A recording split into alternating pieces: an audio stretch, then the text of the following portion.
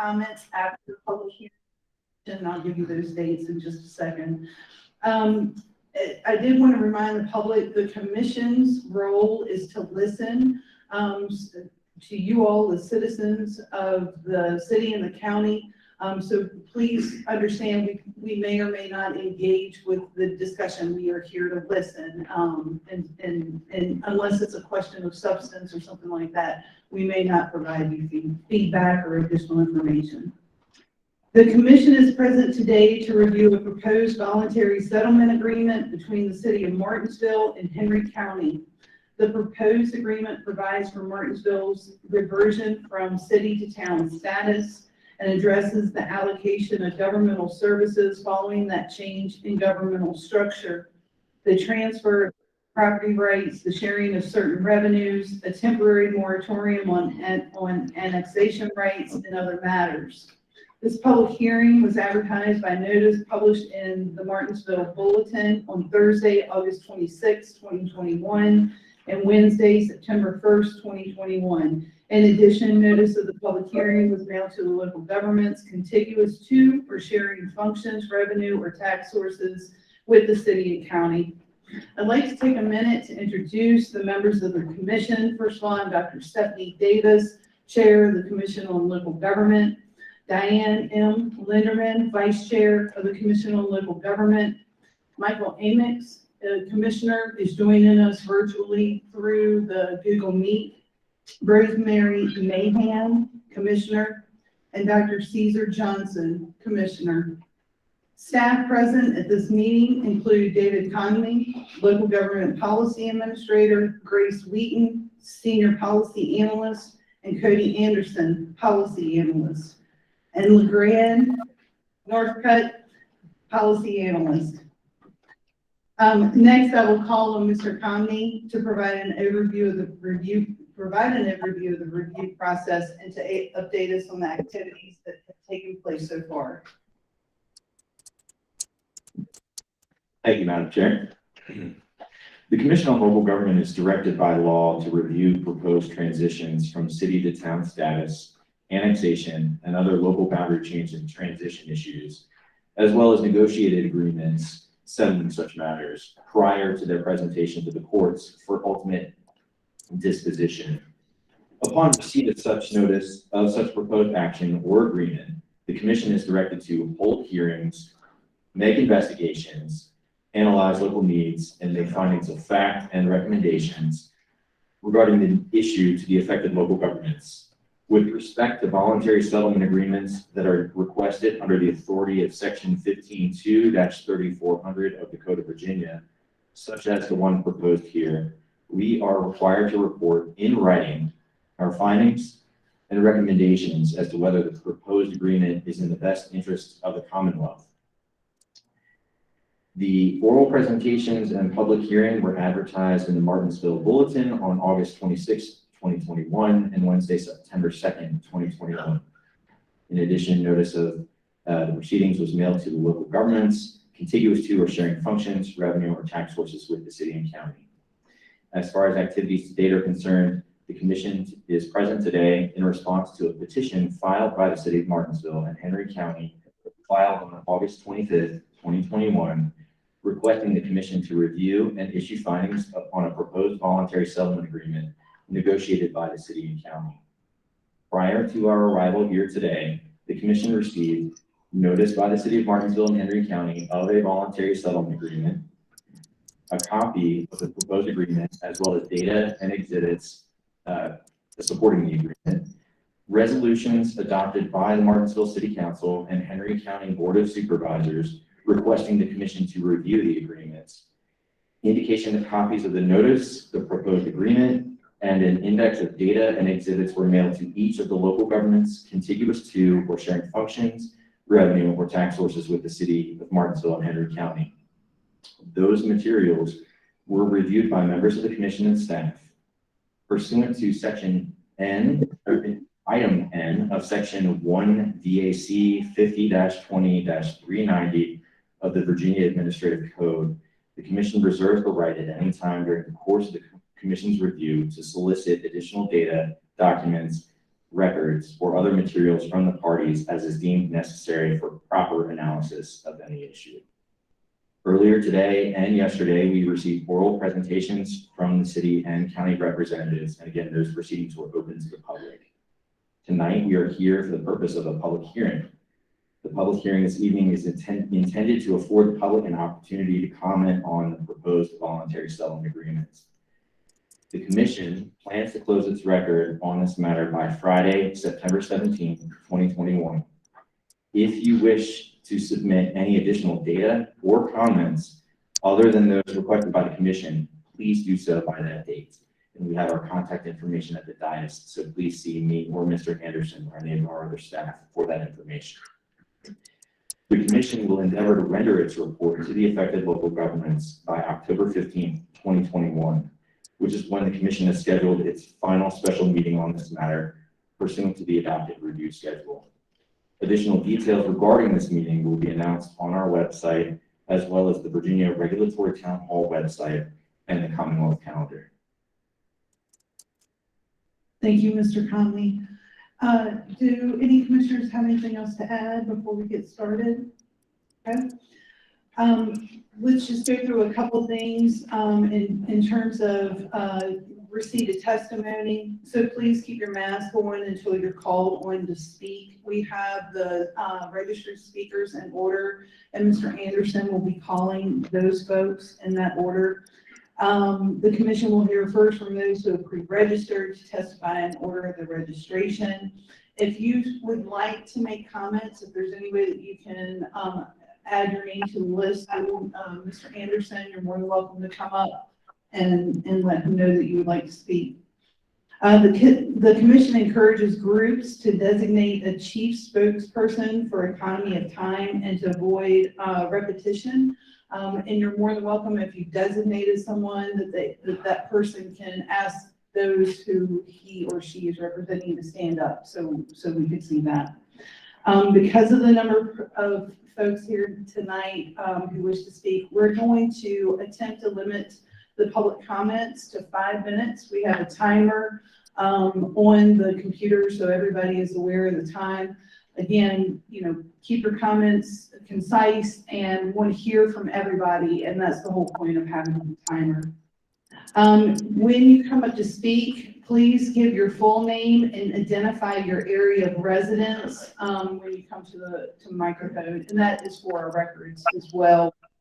So Cody has a list of pre-registered speakers, and I'll go ahead and get you to call the first one. First person I have on the list is Jean Tigg.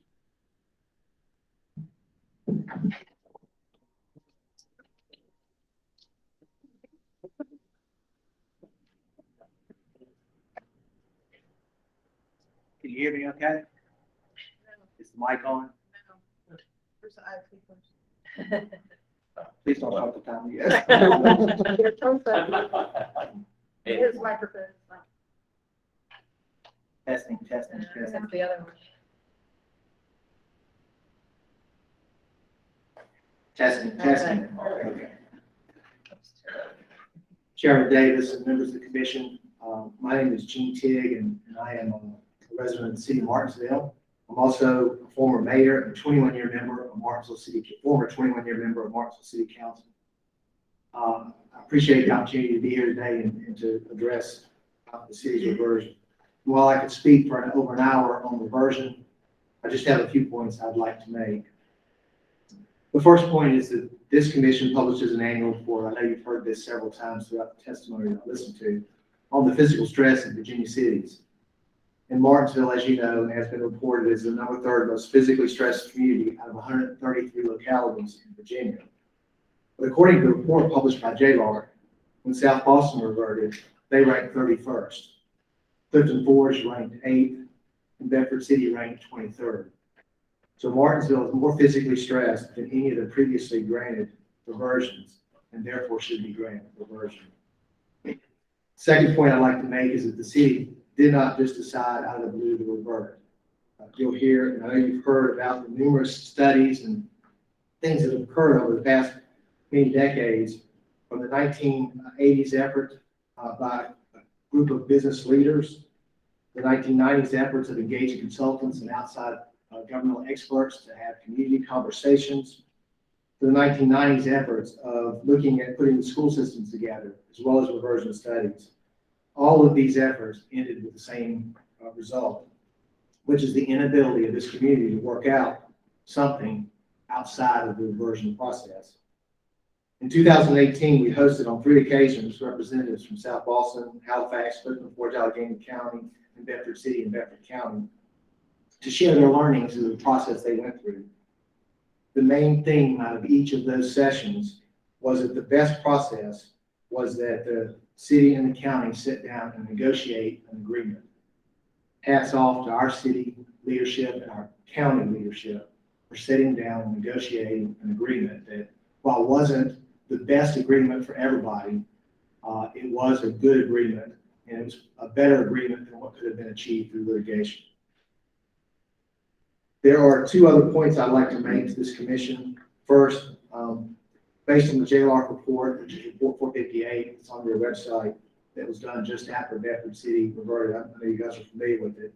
Gave this commission, I think, the authority, or at least a suggestion, to make a recommendation to the General Assembly about incentives for reversion. I encourage this commission to make a recommendation, a favorable recommendation to the county for one-time assistance money to be made available to offset costs of implementing reversion, including but not limited to providing financial assistance to those positions that will be eliminated as a result of reversion. The second thing I'd like to ask the commission and the 3-judge panel to do is to set the reversion date for July 1st, 2022. Change is hard. I think one of you said that earlier. Change is hard. But dragging this process out for 30 months only adds stress to an already stressful situation. It also jeopardizes the operations of those agencies that are being merged.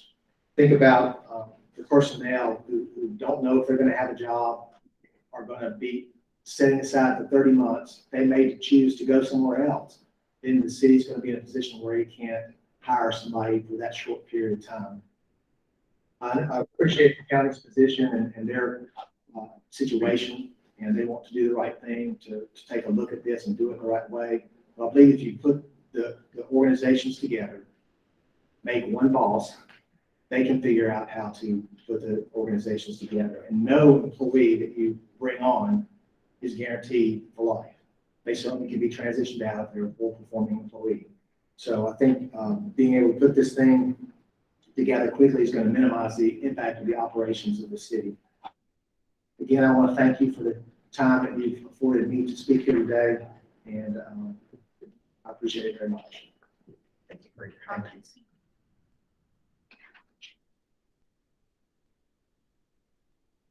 The next person that I had set to speak is Andrew Palmer. Mr. Palmer.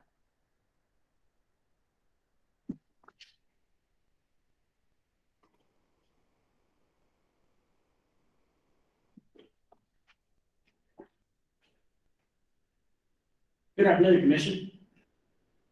My name is Andrew Palmer, and thank you for allowing me to speak for a few minutes. I reside at 377 Belleville Lane in the Collinsville District of Henry County. Now, I have a little bit of a different perspective on this than former Mayor Tigg. I'd like to go on the record and say everything that we're doing right now, in my opinion, could have been avoided.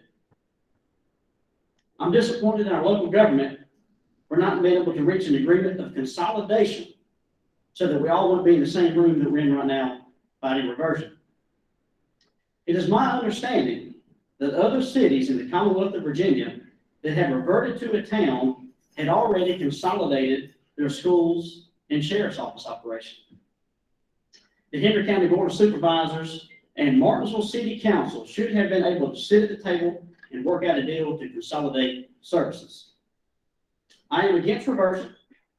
It is going to increase our taxes across the board. Our businesses cannot handle it, and most definitely our residents cannot handle it. Most of our residents in Martinsville and Henry County are on fixed incomes, and they are people that are retired living off of Social Security. It is going to increase our taxes across the board. I urge the three-panel judge to deny the city of Martinsville reversion status. However, if they do grant the city of Martinsville reversion status, I urge one of two things to happen. I urge the supervisors of Henry County to plead with the council members of the Martinsville City to agree on agreement of consolidation of services.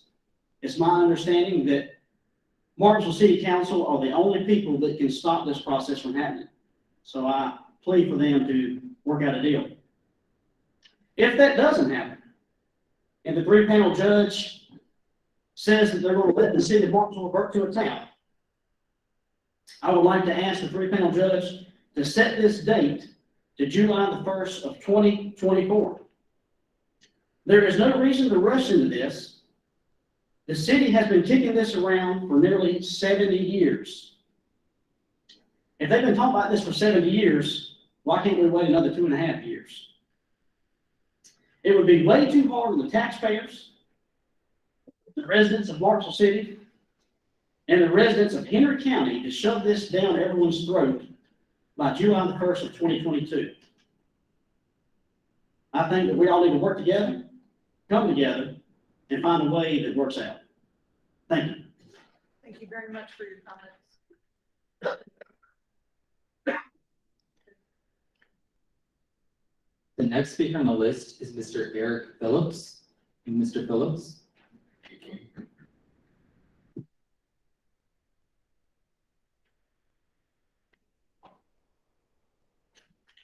Good evening.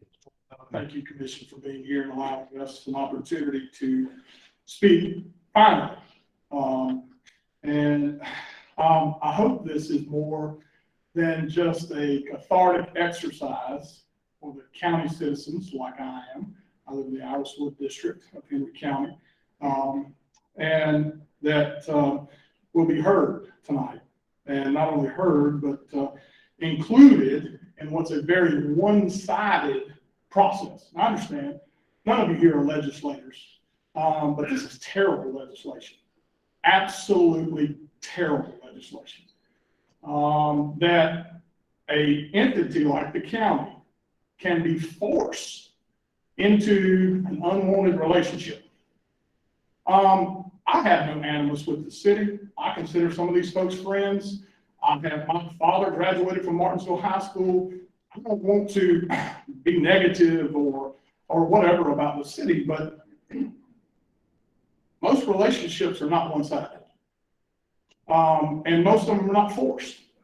And this process, while legal, is not moral. Simply not. Any other relationship in this life that we live that's forced would be looked at in a negative way. And I can tell you for myself and many in the county, this is looked at in a negative way because we have no say-so. We just have to take it. And whatever somebody who doesn't live here decides on a panel somewhere, as qualified as good people they may be, we have to live with.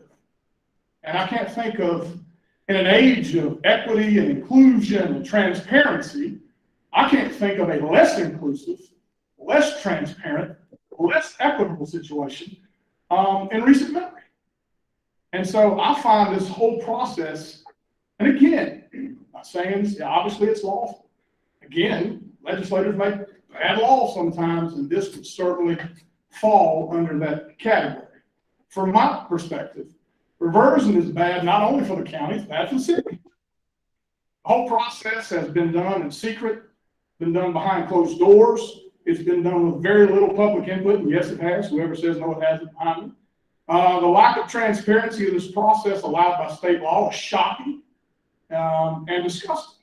There has been open meetings that go into closed sessions that open again with no notice, where votes are taken.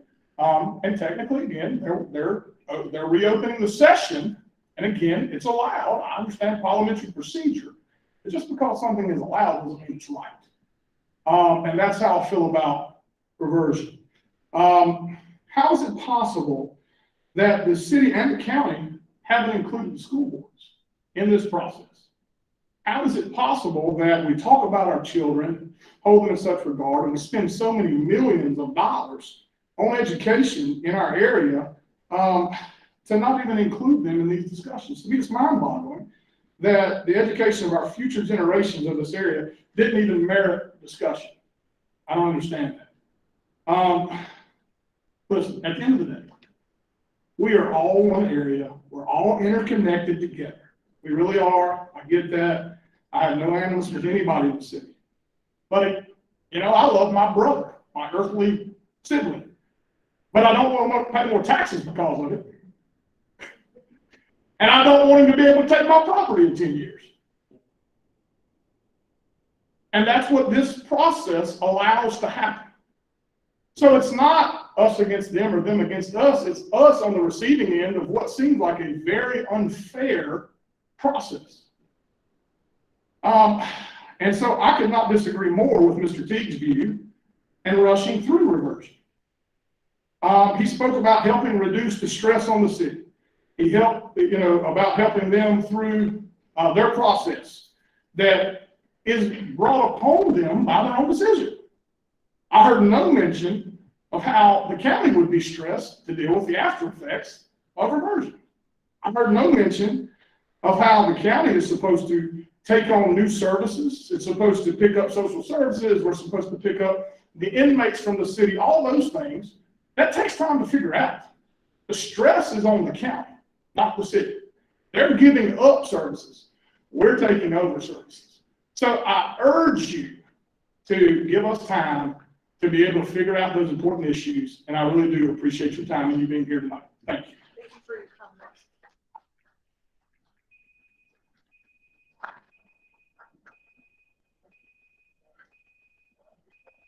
Oh,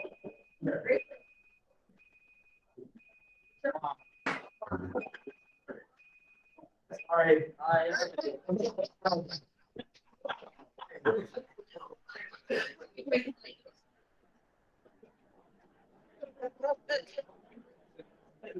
certainly hope everybody is awake now. The next person on the list, and I promise to not kill your drums again tonight, is Mary Martin. Miss Martin. That's what the alarm was, it was warning me that. All right, my name is Mary Martin. I'm a retired singer. I'm a resident of Henry County. I live in the Ridgeway District. Been here all my life. Was once a Henry County School Board member, so I have a little background on this. This entire process has been done without any input from city or county citizens. And although county attorneys say in their newspaper articles that there has been ample time for citizen input, I challenge them to tell me when and where. We were closed down the whole year 2020 with the pandemic. And if they're counting the city council meetings as a public hearing, they were via Zoom. Most years, you know, everybody doesn't do Zoom. I'm relatively smart. I don't Zoom.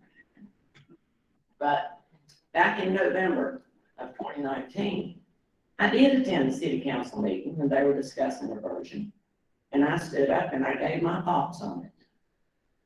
And immediately after I sat down, the city attorney, Mr. Monday, he berated me for being there.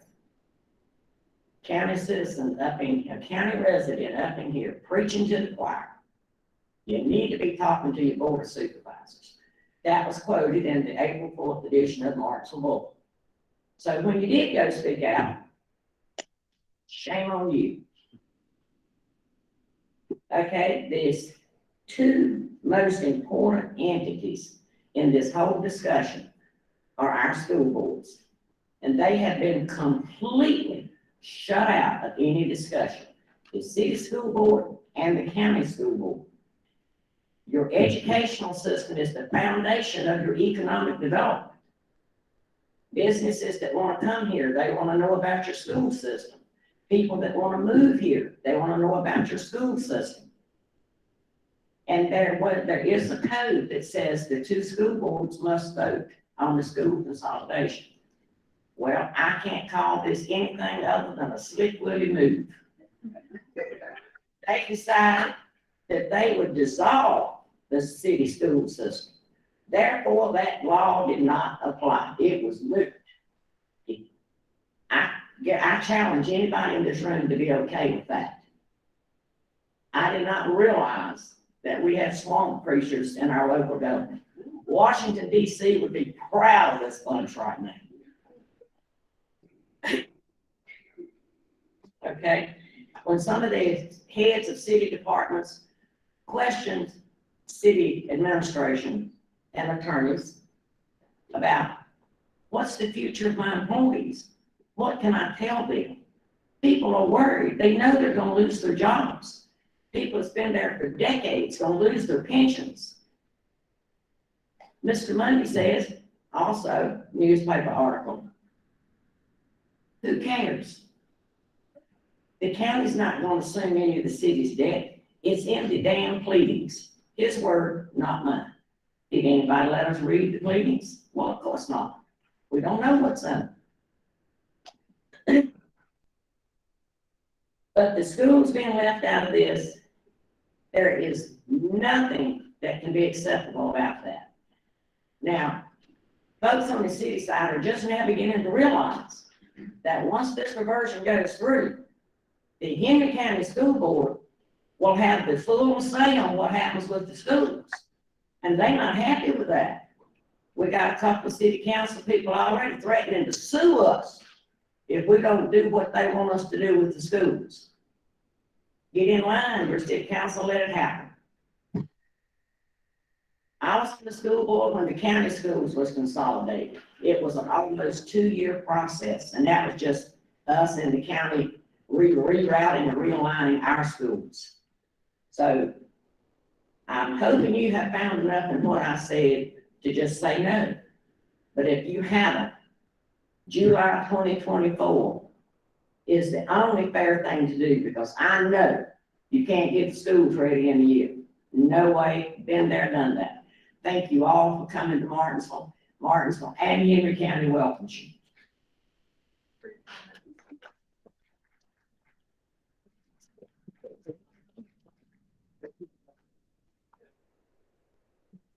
The next speaker on the list is Zebedee Ali, and I do hope I said that right.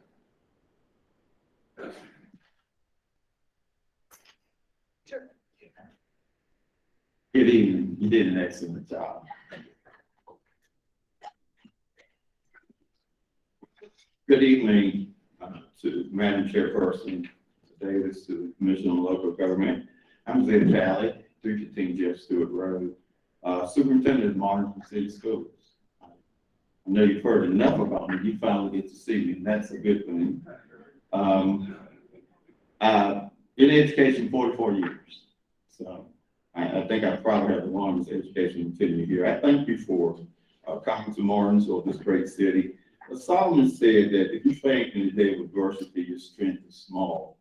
Thank you for this opportunity to publicly share information about our wonderful school division. I want to first state some disclaimers, since statements were made in my absence yesterday and today. First of all, on the lack of involvement in MCGS in terms of this program. I meet monthly with Mr.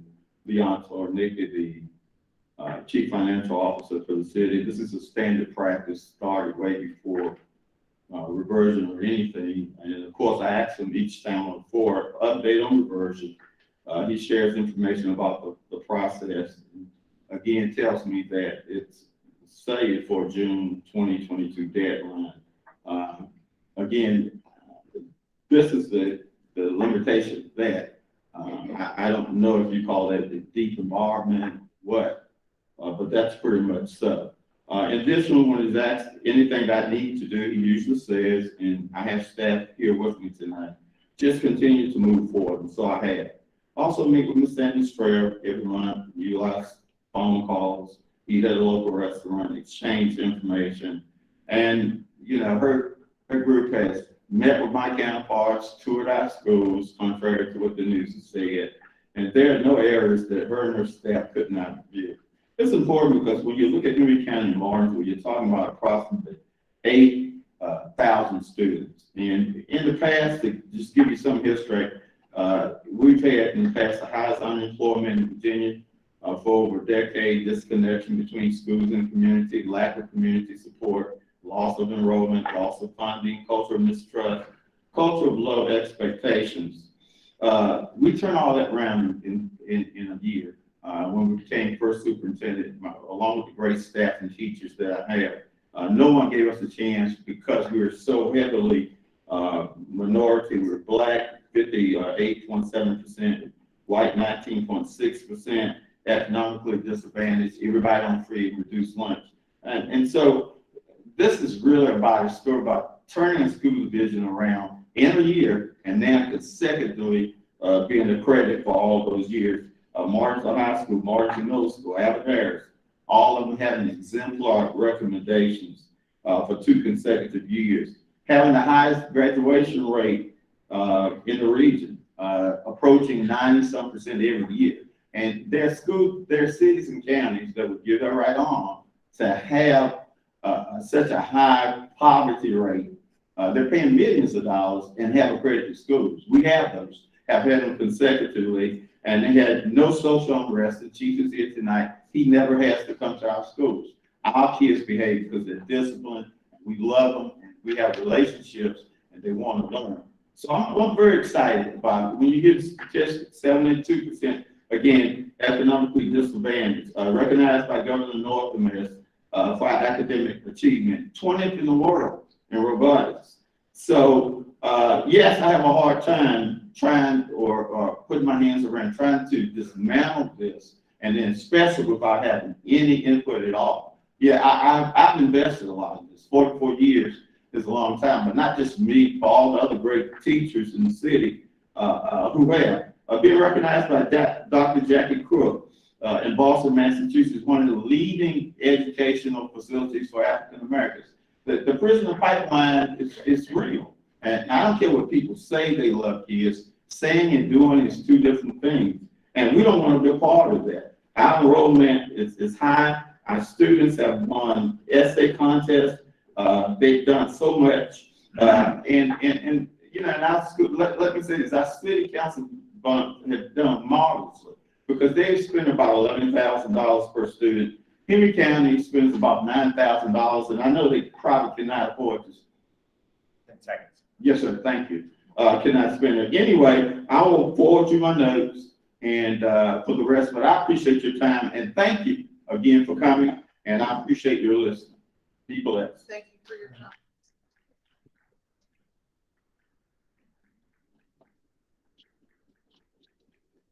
The next person on the list to speak is Ms. Donnaillard.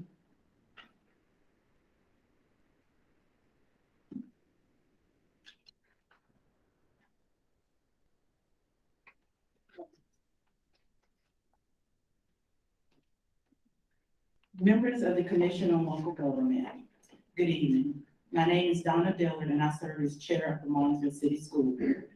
Thank you for this opportunity to share with you several concerns that I have given my role as a school board member with regards to the voluntary settlement agreement between the city and the county involving what is commonly referred to as the reversion. Section 5 of this agreement addresses public education, specifically the transition of Martinsville City Public Schools, our school division.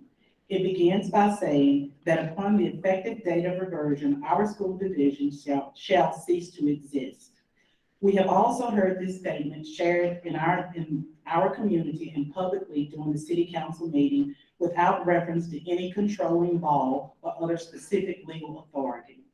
Section 5, however, concludes by saying that the Virginia Board of Education will be invited to participate in the comprehensive study following reversion.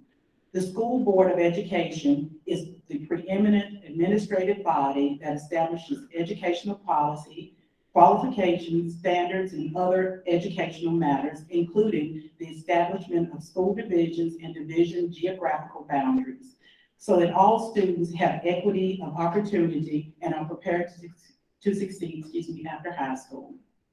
Are we to conclude from the agreement that the Virginia Board of Education has not been contacted, or have they been included in the reversion process? If not, How can it be said with certainty that Martinsville City Public Schools will cease to exist upon the reversion date? Doesn't such a comment or statement defy the Board of Education's role as it exists in our Commonwealth? Excluding the Board of Education from the process is not inconsistent with our experiences.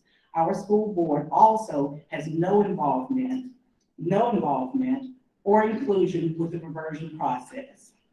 It was not until recently that we received a request for special joint meeting with City Council to discuss the reversion. A date was set for August 21st, 2021. This meeting did not actually occur, at least as I understand it, because of the school board's commitment to transparency and the preference to hold the meeting in open session. I believe and continue to believe that such discussions should be held in public and involve our educational stakeholders. It is apparent that the city disagrees in my question about how the school board, as the separate public body corporate, could meet in closed session with the city were left unanswered. A few days later, we learned that the city and the county adopted the voluntary settlement agreement before you. This agreement concludes provisions regarding the disposal of the school board's real and personal property and the disclosure of confidential information without addressing the school board's current legal and policy obligations. Our school board has not authorized this provision and was not included in this negotiation. That's unfortunate. We have lost valuable time coordinating a joint process involving the county school board, our prospective leadership teams and educators, and the community stakeholders to explore, create, and approve a plan for consolidating or combining the two divisions.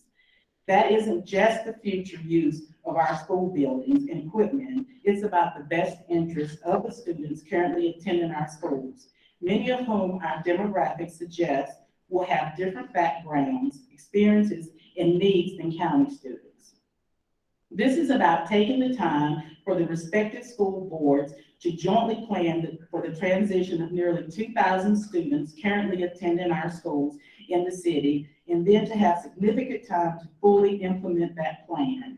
The best interest of our respective students compels review, discussion, and understanding on factors related to governance, curriculum, transportation, staffing, maximizing school funds, fulfilling our standards of learning quality, and ensuring the unique needs of our city students as supported and not lost in the effective date of reversion. As we have not had the benefit of time to prepare a plan of transition to serve our collective students, I respectfully request that the June 30th, 2022 proposed reversion date be denied and extended so that our school board is given sufficient time to develop a plan that guarantees a successful transition of our students in coordination with the county school board. This process alone could take 2 or 3 years. Otherwise, to move forward without the involvement allows the decision to be made without the input of our trained, experienced educators. Board's role, I fear it is in disregard of our students' best interests. I encourage you to think about the message and the example being set for them. To our students, stakeholders, and faculty, we will continue to lead and make decisions with your best interest in the forefront. Thank you. Thank you for your comment.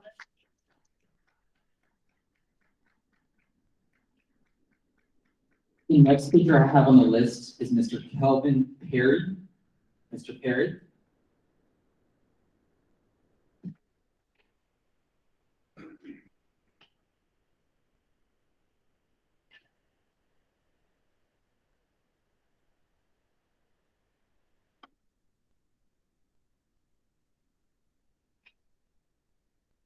Good evening.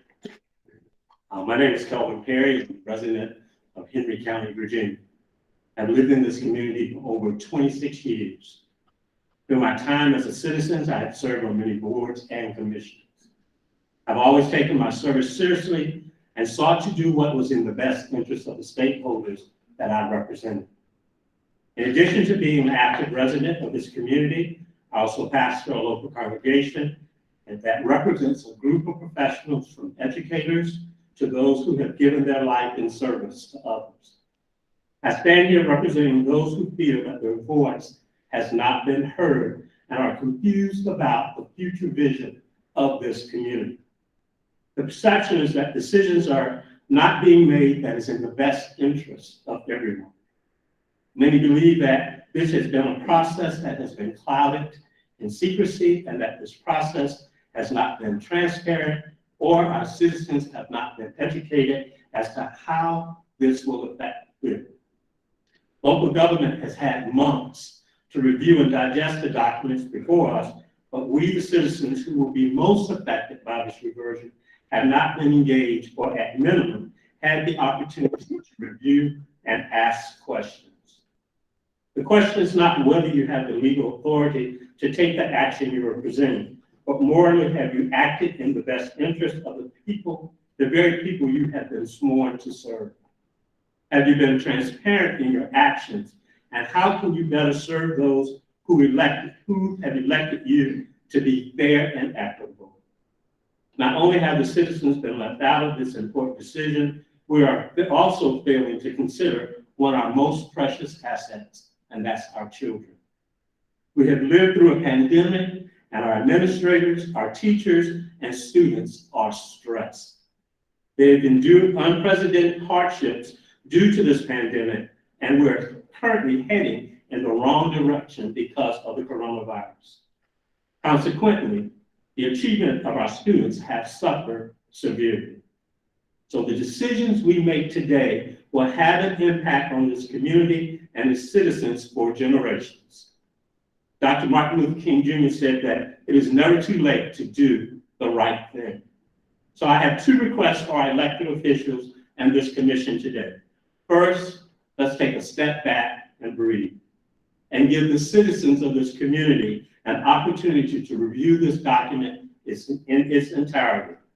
Each locality should have a town hall meeting, allowing people to ask questions and understand fully how they will be impacted by this decision. My second request is that we ought to establish a commission consisting of school administrators, teachers, students, and citizens to study the future of our educational system. This commission will make the recommendations to the respective school boards for implementation.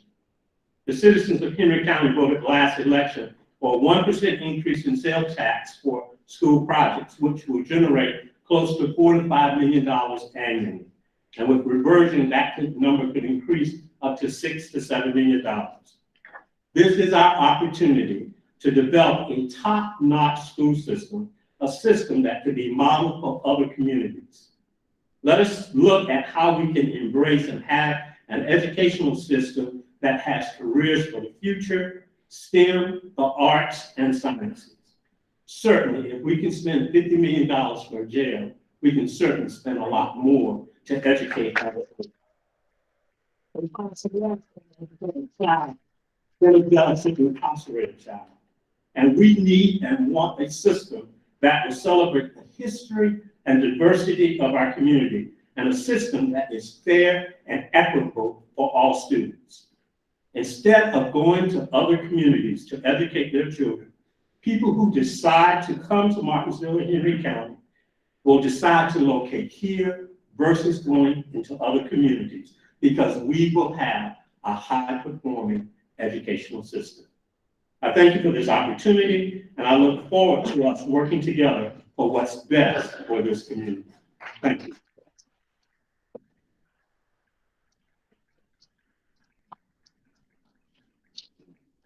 The next speaker that I have on the list is Mr. Tigg Milner. Mr. Milner.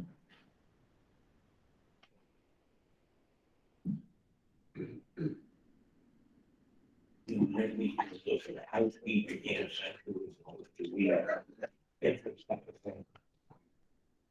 you know, all the COVID activities.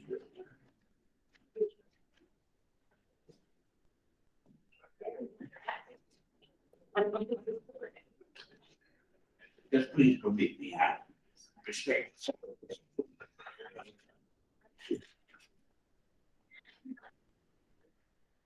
My name is Charles C. Milner, and I'm a resident of Henry County, and I am the pastor of the Morning Star Holy Church in Martinsville. And outside of my preaching and in the pulpit, I spent all of my time in the interest of the community. I believe Eleanor Roosevelt said, I believe in active citizenship, men and women equally, as a simple matter of right and justice. I believe we have better government when men and women discuss public policy issues and make their decisions on the basis of their differences and working toward the common good. Madam Chairman and Commission, we the citizens of this community have really been given a bad rap in this process. And one of the fourth standards of the commission is to evaluate the interests of the citizen. And when it came to the time to agree on the memorandum, which is the heart of why we're here, the citizens were cut out.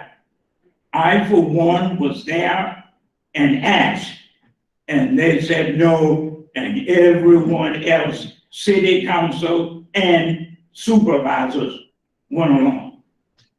The process up until this point for both our government have exhibited a bad attitude toward our citizens.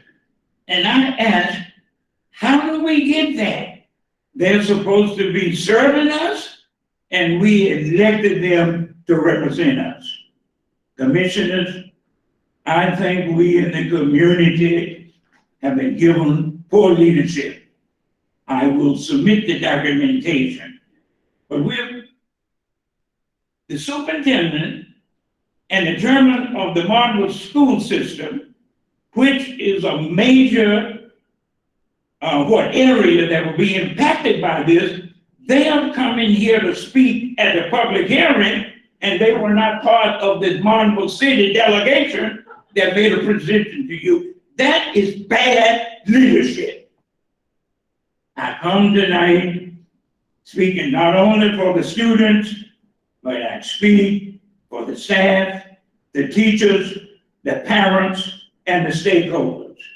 Again, this process, because education is so valuable, you must allow time that a plan can be worked out for quality education and a vision for this community.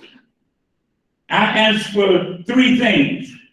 One is that, and Mr. Perry mentioned, Pastor Perry, excuse me, that there be a process to educate the citizen as to exactly the impact of this decision and what it will mean for them. I also support Pastor Perry that there should be a commission made up of the two boards, students, parents, and stakeholders, and it ought not to be an advisory committee because that'll let the folks dismiss and do whatever they want to do. I ask that you, commissioners, protect our interests. Protect our interests. Put conditions and recommendations on the plan that we can have better education and we can have better government. In concluding, I would just remind you of the role of the court. I think this is Statute 15-2-4106, hearing any decision by the court. The special court shall enter an order granting town status after hearing the evidence. The court shall find the proposed changes from the city to town is in the best interest of the city, the county, the Commonwealth, and the people of Martinsville and Henry County. That's the statute by which the court to render their order. You have 10 seconds, Mr. Milner. Let me give one more if you don't mind. And a second is ensure the protection of the best interest of the city, the county, the Commonwealth, but the people of Martinsville and Henry County. Thank you.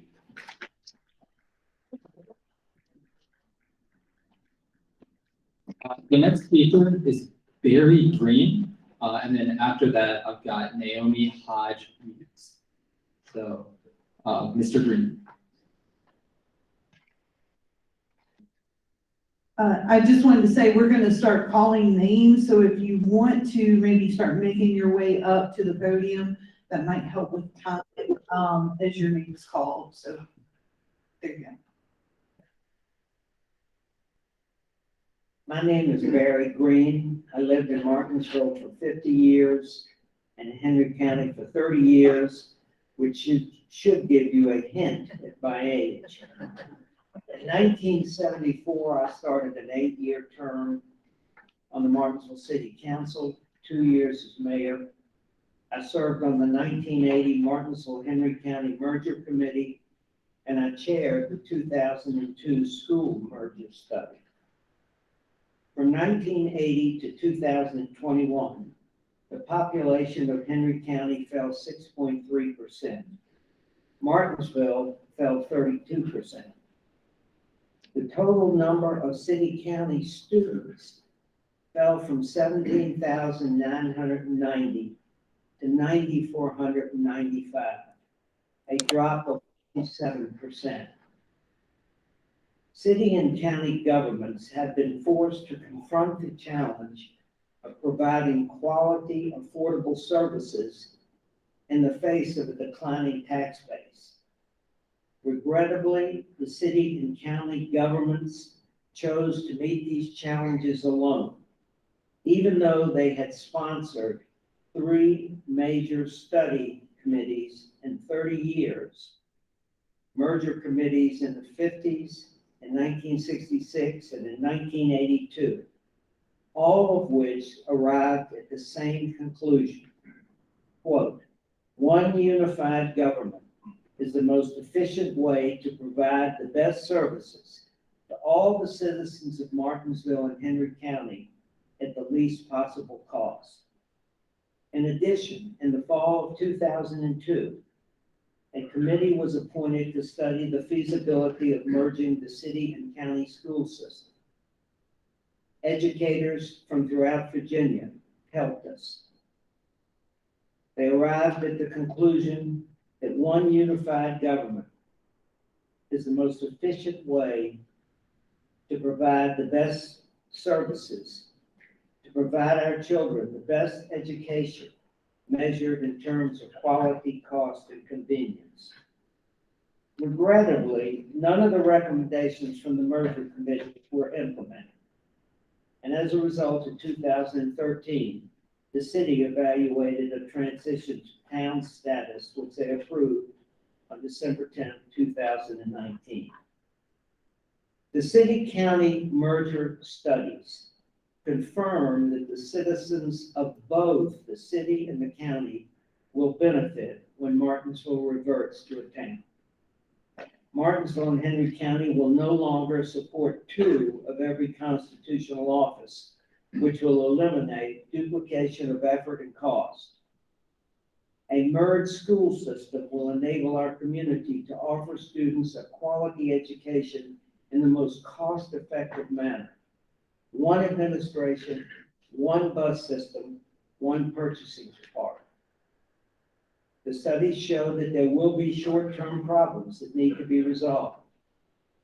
Robinson Farmer Cox forecasts that the county will experience an increase in the property tax burden.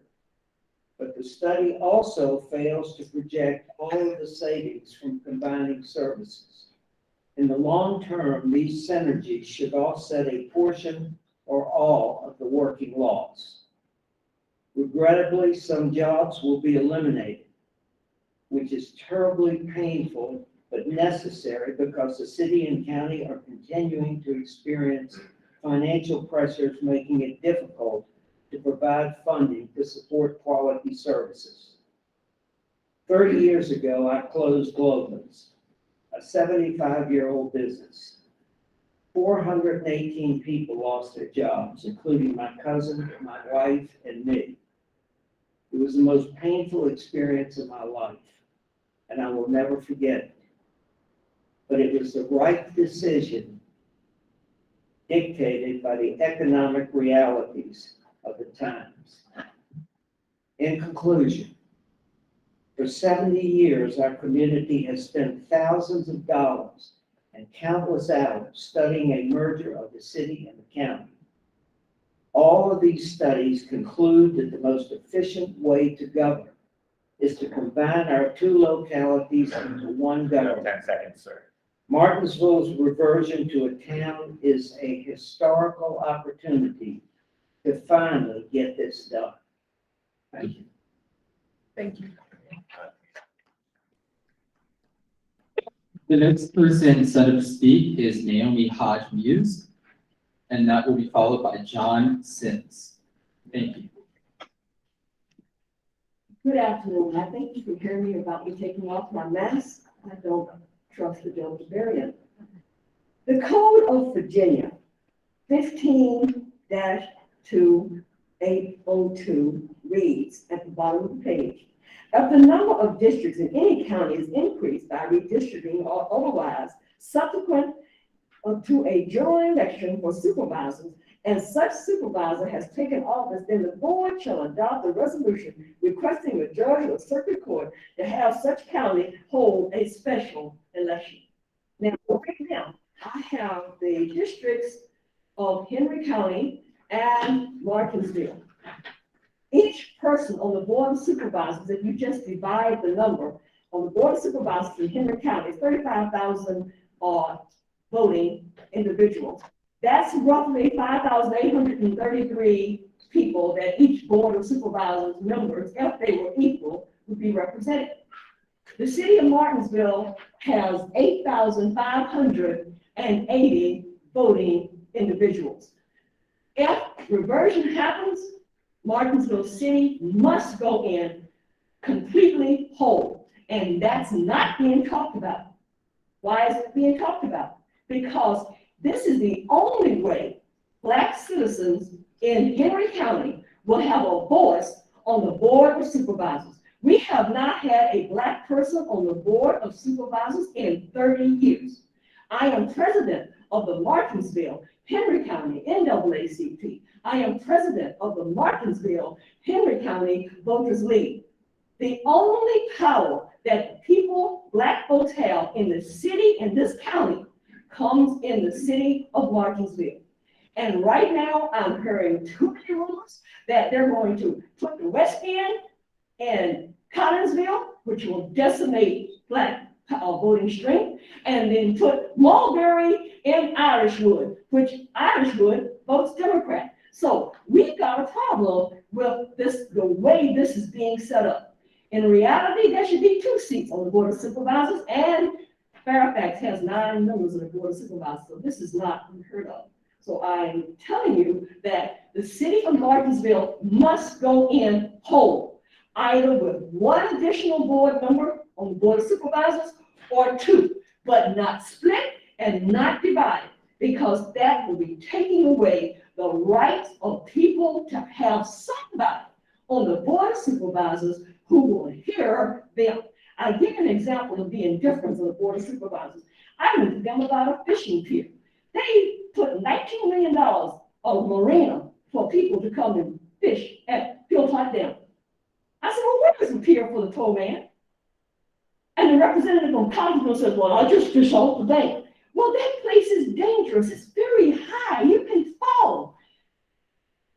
Smith Mountain Lake has a pier for poor people. So we're talking about Black folks. I'm just talking about poor folks. You don't have people who really, really, really care about the working poor. We do not have a vocational technical learning center. And we're so proud we have to raise taxes. Really? Can you buy a Pepsi for the same thing you bought a Pepsi in 1985? Archie Dixon is the best principal I've ever seen in my life.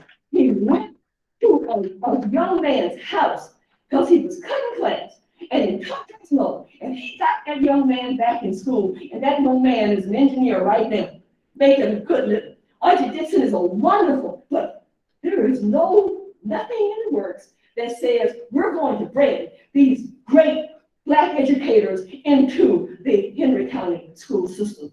We have wonderful principals, no provisions. Parents are afraid, and they should be, because the county residents are resentful. And if they're resentful, then what happens when you send these Black kids to Bassett High School? Lord have mercy, help me, Jesus. All right? We need some more time. Pastor Perry said it right. Back this thing up and let's do this right and make sure that we have a good transition and an additional seat on the Board of Supervisors. God bless you all. Please stay safe and thank you.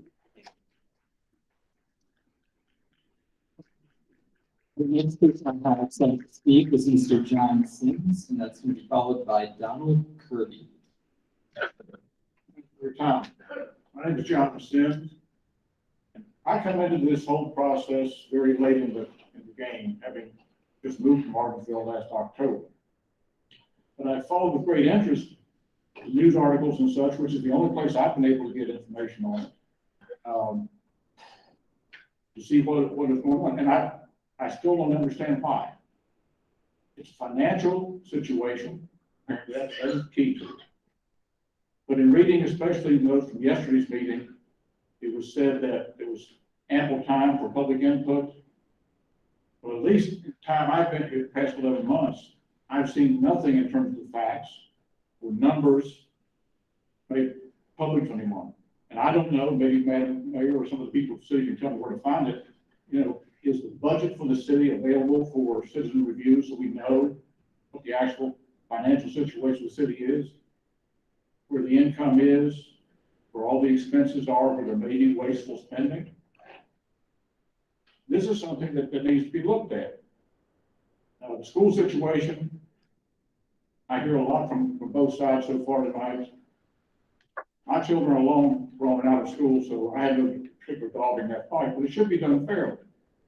And I remember reading another thing several months ago with regard to the schools and the talk of what would happen to the teachers in the Martinsville system, most of which will lose their jobs. And one comment from someone was, well, they're not very good teachers anyway. They're not as well qualified as some other schools. So, you know, we don't need those people. These are good, dedicated people. Anyone who's ever had a teacher in their family or been associated with a teacher knows these are dedicated people who try to educate their students. So to me, it was very unfair to make those comments about the school system in Martinsville, even though I know nothing about it. They talk about, again, financial stress. Well, one thing the city's doing now, and it's a valid project, but there's a consulting firm looking at how to revitalize uptown Martinsville. And when my wife and I go downtown to go in some of the shops, eat in some of the restaurants, it's sad to see all these closed storefronts. It's heartbreaking. And this is a process over several years, I know. But to be honest, and a man I worked for several years ago, when I called in a consultant for the plant that I was managing, he said, well, consultants, you get what you pay for. And while this is a good project, more money should probably be spent on bringing industry into Henry County and Martinsville. I say to the city of Martinsville, just look to your neighbors in Pennsylvania County and Danville. And I'm sure they're not really comparable. But look at what's going on over there. The industry's coming in, bringing revenue, bringing tax base. There's a lot of vacant industrial sites in the city of Martinsville that could be used for something else. That's where the effort ought to be made. Let's bring industry in. You do have a declining population, an aging population in Martinsville and Henry County. It's mostly older people, partly because the younger people are leaving the area because of lack of opportunity. So, as I said, I'm late in this process. I admittedly don't have all the facts, but I think in supporting the opinion of some people of the county, little more time needs to be taken before this takes place. And the commission needs to look again and listen to these people who've been here all their lives, speaking about their impact to them. One last thing I'd say to talk about, and one article yesterday was, with the reduction in city taxes and the increase in the county tax, city residents will see their tax burden remain basically the same. Well, the CPA did that and knows those numbers better than me, but when I did a quick calculation of my taxes, I said, well, that means they're going to cut the city's tax rate in half. I wonder how that enhances the city's revenue problem. Thank you for your time. The next speaker is Mr. Donald Kirby, and that will be followed by Ms. Deborah Buchanan. Good afternoon. I'd like to thank you for giving me this opportunity to speak. My name is Donald Perry. I'm a resident of Martinsville. Before I decided I wanted to speak at this meeting tonight, I had a come to Jesus meeting. And it was based on the things that I had heard and I had read. I had to ask the question, why all of a sudden efforts are designed to push reversion through? I didn't have no answer. But what I knew I had to do because of my faith, I had to pray to God. And as I came in here tonight, that there's so much tightness here in this room that you can't cut it with a chainsaw. See, there's no humility within the hearts of the people. And if you can't call on God, who can you call on? We forgot that it's the Creator that's going to make things happen. Everything tonight has been talked about chasing a dollar. Remember, people are not equipment. They're not land. Those things are intangible things. People are human beings. They require different things. They require love. They require affection. They require understanding. That's from both sides of the spectrum. Now, Joe Bride and I, we served in the military together. And we fought for the same common cause. And I'm not coming here to bid against Joe. I'm not going to do that. Because I know that we can work things out. But you got to work things out by able to give up something. Set in your heart to do what's right. You know, we as citizens of Martinsville, we don't fully understand what we're giving up. And not even understanding that there's no recourse once we give them up. Because I speak to these people every day. I don't even know what's going on. I've heard this or I've heard that. And I think about it, for some reason, is this meeting a facade to be put on so that you guys can go back to wherever you have to go and say, okay, they've checked off that box, and let's do what we need to do? I don't think so. Remember, we're talking about people. Money. Money. Money can't buy life. It can't do it. I don't want to be redundant in what I'm saying, but I was thinking about when I was reading the paper that said that the Henry County Board of Supervisors and School Board will have 6 members each, and Martinsville, they're going to give you 1. That ain't representation, that's a token. I don't care how you cut it. There are a lot of things here that we've got to focus on. And we've got to focus on as a community. We've got to come before whatever is before us and be humble in our hearts to be able to look on the other side and see the pain that's there so that you can understand where they're coming from. Just because you can do something doesn't make it right that you do. I believe that there's a God, and I believe God has a solution. But if you're not willing to go there, you're not going to get there. So you can leave here bitter, disappointed, or whatever you want to be. But if you can't come together united, it don't make no difference what you do. You're not going to succeed. But I hope and pray, because I've been in this community for over 50-some years, 60-some years. And I hope and pray that somebody will take a pause and say, wait a minute, let us look at this thing. Let us look at it from both sides. Let us understand what the people give the people the understanding things they need to know so that people can feel good about whatever happens. It doesn't say it has to be a reversion, but it can be something similar to a reversion. But we've got to open up our hearts to be able to accomplish anything that we want to accomplish. We need to pause and say, Lord, take us through. Thank you.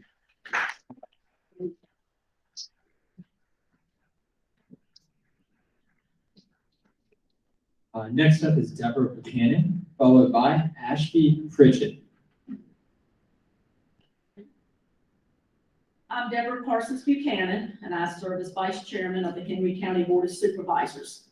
And I have represented the citizens of the Horse Pasture District since 1996. Just a little background that you're already familiar with, but the Henry County Board of Supervisors adopted a legislative package back in the fall of 2013, requesting a referendum to be conducted before reversion could become effective. Delegate Danny Marshall filed House Bill 210 in the 2014 legislative session, requiring a referendum to be held in Henry County prior to the special court entering an order allowing Martinsville to revert to a town. The city of Martinsville opposed this legislation and was successful in having it amended twice. The bill that passed and was signed into law only requires that all 5 council members vote on reversion. So despite Henry County's request for a referendum open to all Henry County voters, the city worked to water down that bill. It was also in our legislative package in 2019, 2020, and 2021. Martinsville City Council could have allowed their citizens to have their voice be heard by allowing them the opportunity to vote on reversion before this was initiated. They chose not to. This is an unfair advantage that cities have. This law needs to change. The Commissioner of Revenue for the City of Martinsville has publicly provided financial data on several occasions during the reversion process, and it is quite apparent that Martinsville's decision to move forward with reversion is not based solely on their financial need. Let's think about it. Mrs. Easley has held that position for over 18 years, and her knowledge in financial management is unquestionable. So why is City Council taking a different approach now? Henry County school system, along with Martinsville school system, are not consolidated and play a big part in this reversion process. Yet, they have had no voice.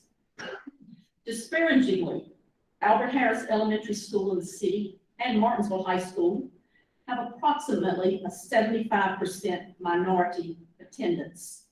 That will be diluted. It does not have to be that way. City Council made that choice. I was part of the Henry County delegation that worked through what you have before you. Did I agree with it?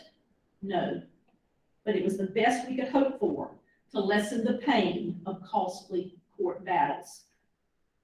The majority of the citizens of Henry County do not want to see reversion take place, but they have no choice. This memorandum of understanding was not citizen initiated or approved. It is not a voluntary settlement agreement. It is a government-initiated memorandum, sadly created without citizen input. Henry County cannot stop reversion. The Code of Virginia does not allow it, but a vote by Martinsville City Council can. It is sad to think that Virginia is no longer we the people, but rather we the government. Thank you.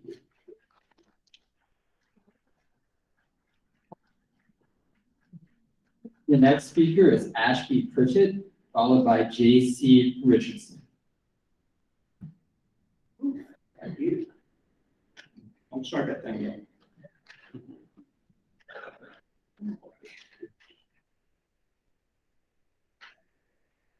Members of the commission, thanks for being here. My name is Ashby Pritchett, and I've served as circuit court clerk for the Martinsville area since 1985. Been around a while. I'm also a licensed attorney in active status with the Virginia State Bar for 40 years. My resolve to get off the sidelines and speak about this issue tonight is strengthened by the words and ideas attributed to Dr. Martin Luther King Jr.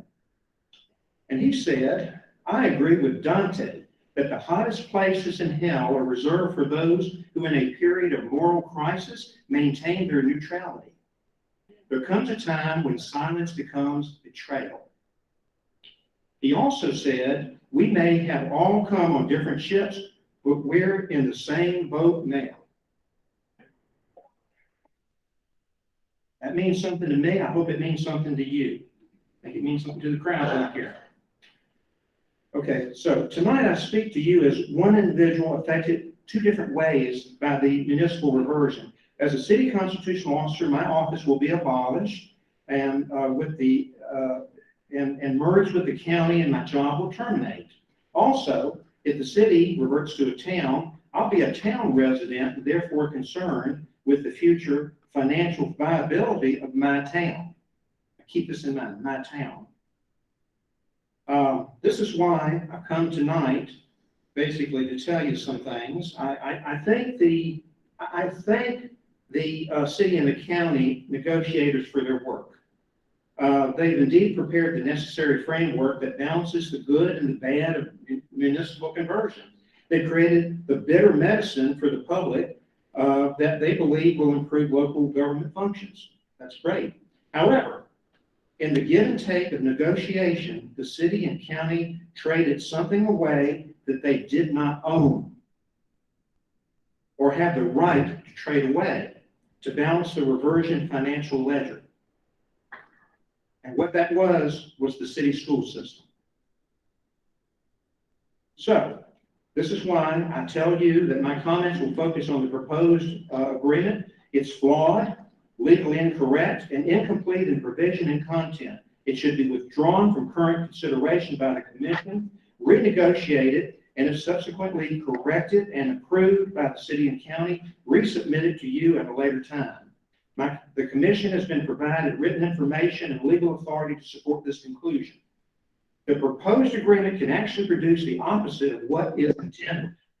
What would happen to this agreement if it were determined that the Martinsville school system will remain intact inside the boundaries of the town of Martinsville and be thereafter dependent upon town revenues for its local financial support? Whoa, how about that? This is possible. Let me explain. This agreement depends on abolishing the city school system and forcing its remnants into the county school system. City school property is redistributed to the county school board, and to the newly made town. The financial equities of reversion depend on this redistribution of revenues and liabilities from the city school system. Without merger of the school system, this agreement must be renegotiated. This reversion effort is different from the three previous city reversions. In those cases, the school systems were either already merged or involved in joint service agreements. In these three cases, they were ready to consolidate. In the Martinsville case, the city and county school districts are completely independent of the other, share no joint services, and are not in negotiation to merge. Publicly, neither favor merger.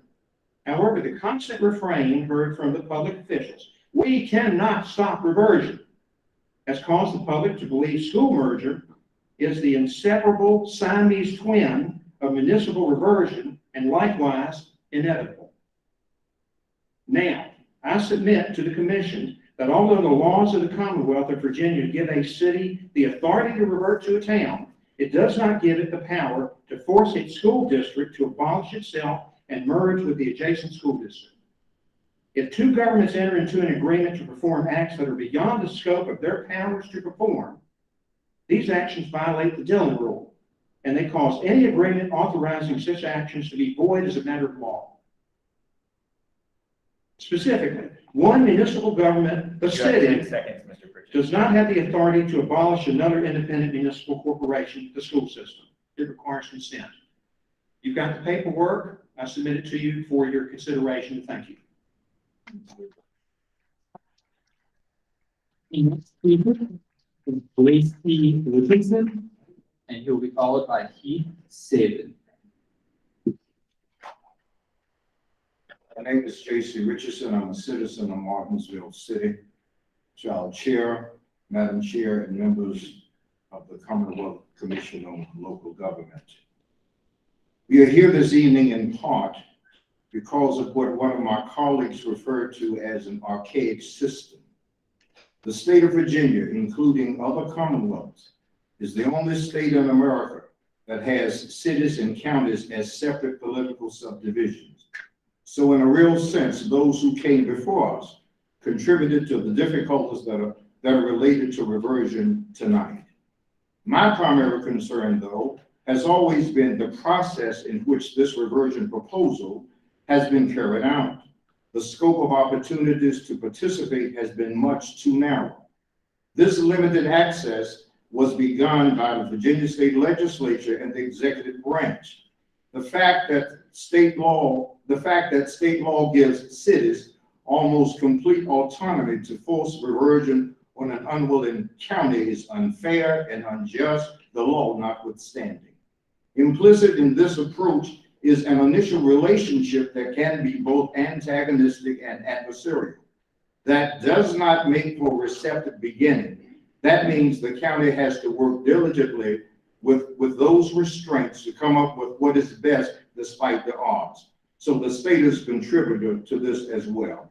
Added to this is the fact that state law permits the two governing bodies to discuss and negotiate in private without the public and without the press an issue that impacts every citizen in the city and county. How have such laws been passed in our representative democracy? They may be legal, but they will never meet the standard of being moral, right, or just. Continuing further, in a statement during the city's presentation yesterday morning, we were told that the public meetings were held in city council chambers Tuesday, November 19, 2019, and Tuesday, December 10th, 2019. A few years ago, when the city council planned to vote on some aspect of reversion consideration, that was scheduled in the November-December timetable. My comments to city council at that time were this issue is much too important for you to vote on it in the midst of two major holidays, Thanksgiving and Christmas. Many of the citizens would be occupied otherwise. That is my same position for the public meetings that were held in November and December of 2019. This is my problem with public meetings in city council chambers relative to the reversion in 2021. COVID protocols, including social distancing, are utilized in city council meetings at regular capacity. I don't believe the chamber exceeds 40 people. It seems to me that neighborhood meetings that city council convenes periodically would have been excellent opportunities to engage the Martinsville population.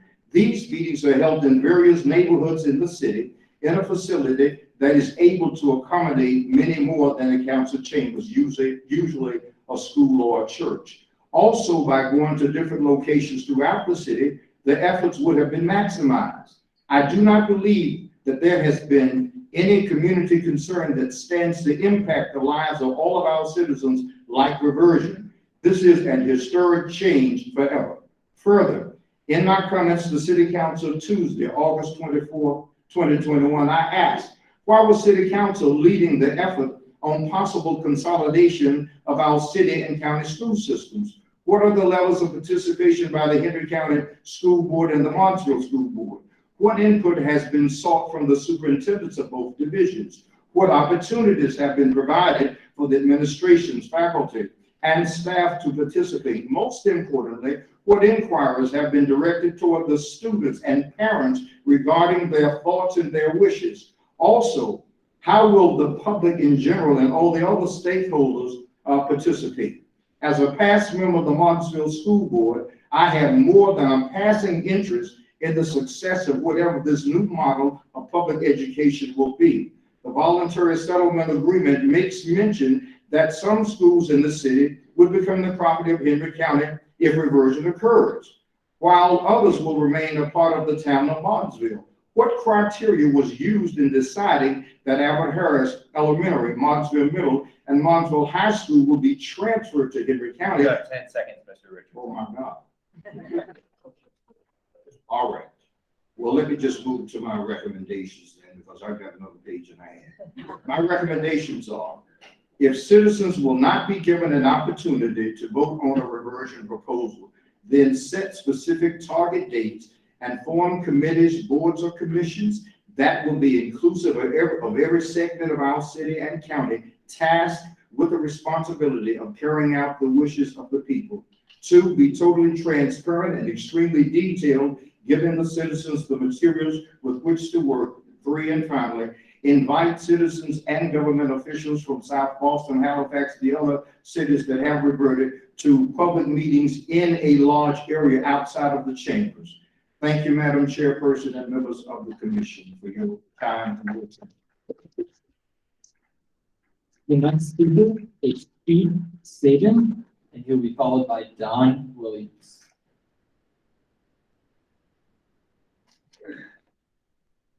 Good evening, Madam Chairman, members of the commission. I'll be relatively brief. Smarter people than me have probably already spoken, more people smarter than me will follow me. I'm a resident of Henry County in the Horse Pasture District, but I also own and operate my own law office here in the city of Martinsville. I'm not here to comment on whether or not it is right, moral, or otherwise. I mean, again, other people have already commented on that. However, I do have a few concerns. One is obviously the citizenry. I'm well aware of the statutes and what the panel of judges have to consider. However, I suspect that the panel of judges that ultimately get to decide everything will not likely be from a small area, let alone know a whole lot about this area.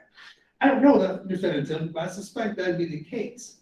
And when you're dealing with particularly courts and that sort of stuff, because I deal with it day in and day out, and making a decision, if they don't have all the facts, if they don't have everything before them, when they rely on studies and commissions and reports and that sort of stuff, and it doesn't truly represent the voice of the citizens, they only get half of the data.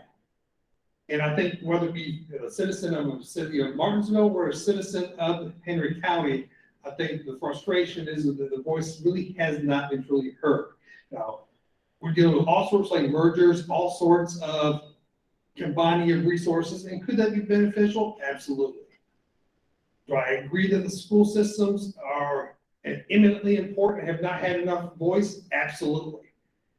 That's why it should not be done within, and particularly this time frame, dealing with 2022. We're already dealing with the fiscal constraint timeline. The fiscal year started in July 1, and you expect the county or even the city, we're bringing back to a time to assume a fiscal burden, trying to add on stuff and amend their fiscal year. It's not realistic. Same thing with all the infrastructure and that sort of stuff, whether it be the court system, the town police, the first responders, all that sort of stuff. You need time to like truly sit down and deal with and try to implement whether or not the infrastructure and everything else like that is truly going to sort of work. If you try to haphazardly merge everything, it's not going to work. Things have a tendency to implode when you sort of haphazardly throw everything together without a true plan in place. And so that's why I would urge, whether it occurs or not, do I think the process needs to be slowed down? Absolutely. Do I think it probably needs to occur with a little bit more voice to try to air everyone out? Absolutely. Is everyone going to agree on what is going to occur? No, I don't think that's going to be realistic either. But what it can do is if you slow it down, a lot more people have voice. While everyone might not agree, it will come a little bit better for healing, with whether it be the city of Martinsville, whether it be the county, everyone coming together and being much more appreciative of how this process is actually going to occur, having a plan of how everything is going to merge, how everything is going to work, how everything is going to affect all the citizens, and to be a little bit more open in doing it that way. Thank you very much.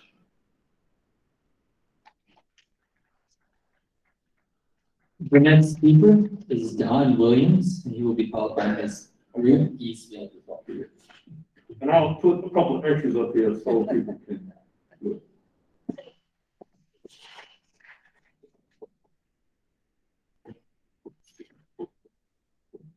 Good evening. My name is Don Dixon Williams, and I am a resident of Henry County.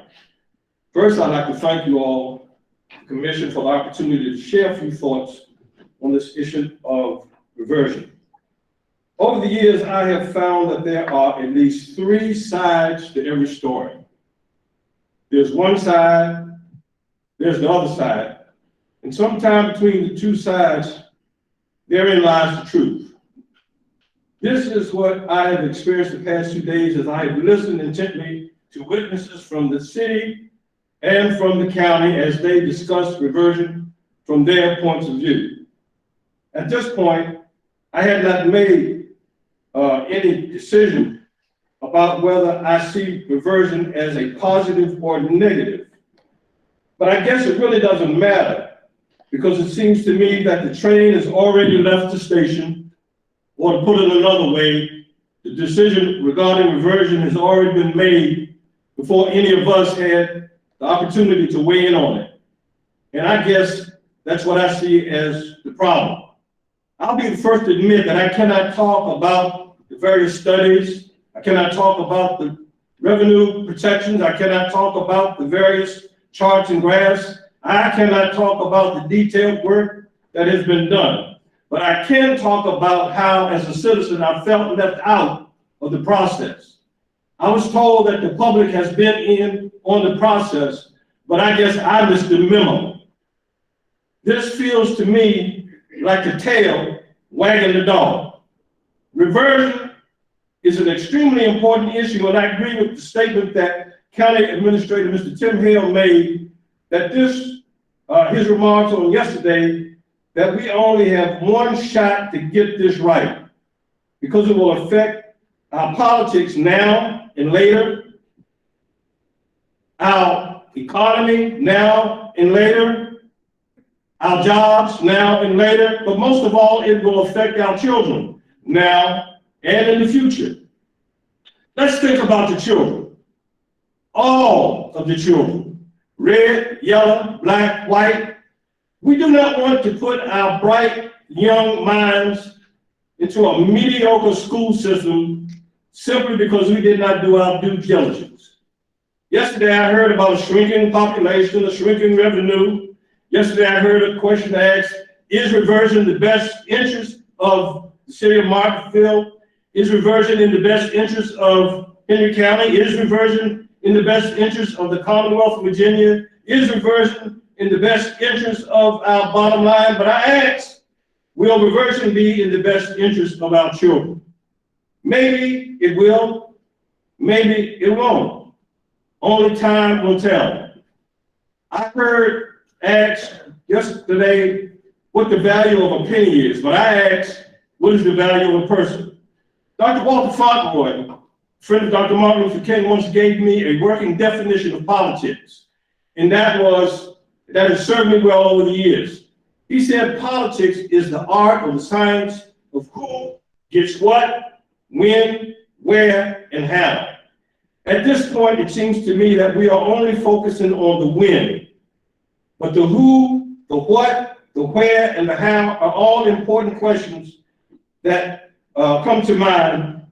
At least they need to be answered satisfactorily to all. Because I think sometimes that we have been done, and some decisions have been made, and things have been created that the environment is an environment of mistrust. For me, it goes beyond the question, it goes to the question of motive. Let me make one small point. The fact that this very meeting that we are in right now is scheduled on a Wednesday at 7 p.m. makes me think folks did not want us to be here. Because anyone who lived in the South for any length of time knows that this is the day and the hour of our prayer meetings.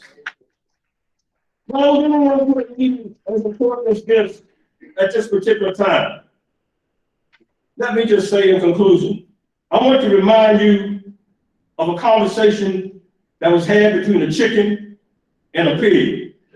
They discussed the breakfast menu for the guests of the farm and for the next day. The pig asked the chicken, what do you think we should serve for breakfast tomorrow? The chicken quickly answered, we should give them ham and eggs. After a moment of thought, the pig expressed reluctance, said, it seems to me that it is easy for you to talk because you can make a contribution that won't cause pain. But for me, it's going to take a total commitment. I would suggest that we slow this process down. Thank you.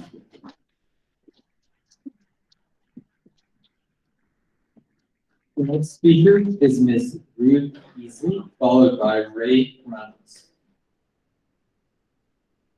Good evening, commissioners and staff. I'm Ruth Easley, the Commissioner of Revenue in the City of Martinsville.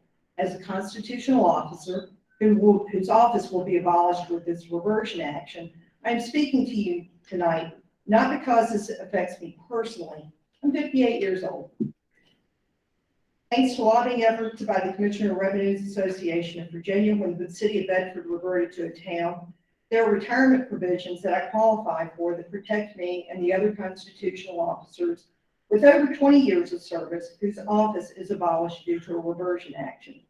I am speaking to you tonight on behalf of the city taxpayers who have not been afforded a full public vetting of the consequences of this reversion action, and also on behalf of my employees and the other displaced constitutional office employees. I've been Martinsville's Commissioner of Revenue since 2002. During my entire tenure, the topic of reversion has been brought up by the local governing body 3 times.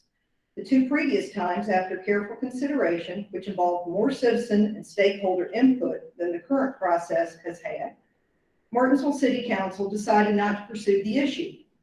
In the 2006 initiative, City Council chose not to move forward with the reversion action because, as one former mayor put it, quote, the viewing work decline, end quote. For good or bad, Martinsville's reversion process will be precedent setting. Unlike the other 3 localities that have reverted to town status, Martinsville's situation is drastically different. 1, the city and county school divisions are not consolidated, nor do they even provide any level of joint services or contracted services, as was the case with the other 3 reverted localities. 2, Martinsville's financial situation, though considered to be highly stressed by the most current measure reported by the Commission on Local Government, it's not as dire as the other 3 localities due to the foresight of previous city councils in establishing fund balance policies for the city's general fund and enterprise funds. 3, Martinsville's tax base and population is double that of the other 3 reverted localities at the time they reverted to towns. 4, local subject matter experts, specifically the school boards and the constitutional officers, have not been brought to the table to address issues that remain unaddressed in this voluntary settlement agreement, namely, A, the tax impact of reversion and the flaws that have been pointed out to City Council and the City Manager and assumptions made by the city's consultant studies. B, the time required, cost, and staffing needs to accomplish the transition requirements mandated in the voluntary settlement agreement of the constitutional officers without their concurrence as required under Code of Virginia 15.2-1600B. C, transitional benefits or early retirement benefits as authorized by the General Assembly, but requiring local approval for displaced employees who will lose their jobs and benefits through no fault of their own. Or D, even the opportunity for public discourse on the pros and cons of this very permanent reversion action, if approved. As the Commissioner of the Revenue for the city, I have expressed my concerns regarding the inaccurate assumptions in the reversion study when the city manager and city council members. These concerns have been secreted away in closed session, which is not allowed for proper vetting. During this most recent reversion action, only 2 city council members have requested more time to digest information that's been provided, and only 1 has repeatedly asked for more public vetting before making a hasty decision that can't be reversed. I have forwarded concerns that I have to the Commission on Local Government staff in the hope that your financial staff will carefully vet them as part of your reporting process with a broader view of the whole Code of Virginia, not just the reversion statutes found in Chapter 41 of Title 15.2. I believe you did get updated financial reports yesterday from the city's consultants, which I have found on the link to the proceedings this morning. The updated assumptions still do not adequately address the concerns that I have raised about assumed tax rates for reverted town. Despite the testimony that has been provided by the city officials yesterday and today, there has not been the level of local input as they would have had you think. There has been only 1 public hearing on this reversion initiative. It occurred immediately after the public presentation of the consultant studies on December 10th, 2019. You have 10 seconds, Ms. Easley. And was immediately followed by a vote to move forward with reversion. I am going to jump ahead to a question that, if you will allow me just a few minutes. Chairman Davis asked yesterday, you asked about the financial systems operated by my office and the Henry County Commissioner of Revenue Office. The response from the city's attorney yesterday is inaccurate, especially since no one from the city's negotiating team has bothered to talk to me about these systems or how they would be migrated. They have merely assumed that since they are the same systems, we can magically flip a switch and the data is migrated. My office and the county commissioner's office are currently running the same versions of the same software, both for the real estate assessment and for the tax assessments, but we utilize the systems differently, specifically the data fields. I have spoken to our real estate software provider about migrating the data to Henry County system and have been advised that it will be equivalent to a full-blown conversion. The migration from our legacy system to the current real estate assessment system took us 16 months to complete the data migration 6 years ago. We will have to go through the same process to map data fields with the Henry County's data fields in order to migrate records maintained by my office. We will also have to make sure that we are not duplicating customer numbers. This will be a labor-intensive process, in addition to the state mandated duties that we are charged with completing on a day-to-day basis. I have not gotten a response back from the software provider of our financial system that is utilized by both the Commissioner's office and the Treasurer's office. Again, some data mapping issues, duplicate customer numbers, and migration issues, but there have been no discussions with the governing body about funding, timing, and what records will stay where. The only information shared with me has been with the public posting of the MOU and the BSA. Questions arose today during today's testimony regarding the compensation board funding and FTE allocation in constitutional officers. Based on conversations that I had with Robert Associo, comp board executive secretary, Henry County will receive the monetary reimbursement that my office currently receives due to the hold harmless clause in the annual budget bill. However, based on staffing measures reported by the Commissioner of Revenue offices, there will be no additional allocation of positions to Henry County. Mr. Associo, County Commissioner of the Revenue Office, currently has 3 unfunded positions that they could use that hold harmless money for after reversion to fund, but that does not equate to additional staff positions for the county. Consequently, if additional positions were approved for the Henry County Commissioner of Revenue Office by the Board of Supervisors, they would have to be fully funded by the county.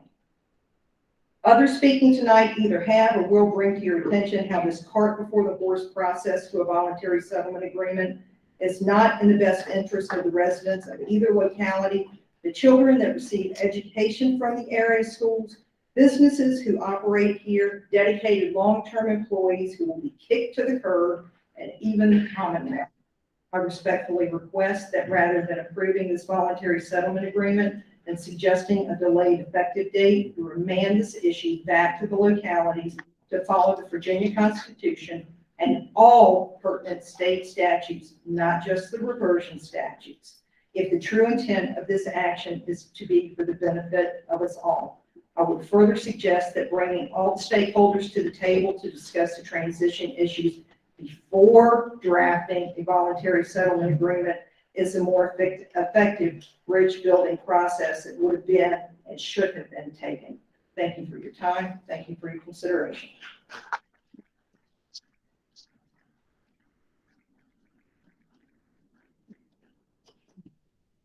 The next speaker is Ray Reynolds. He will be followed by Leroy Hairston.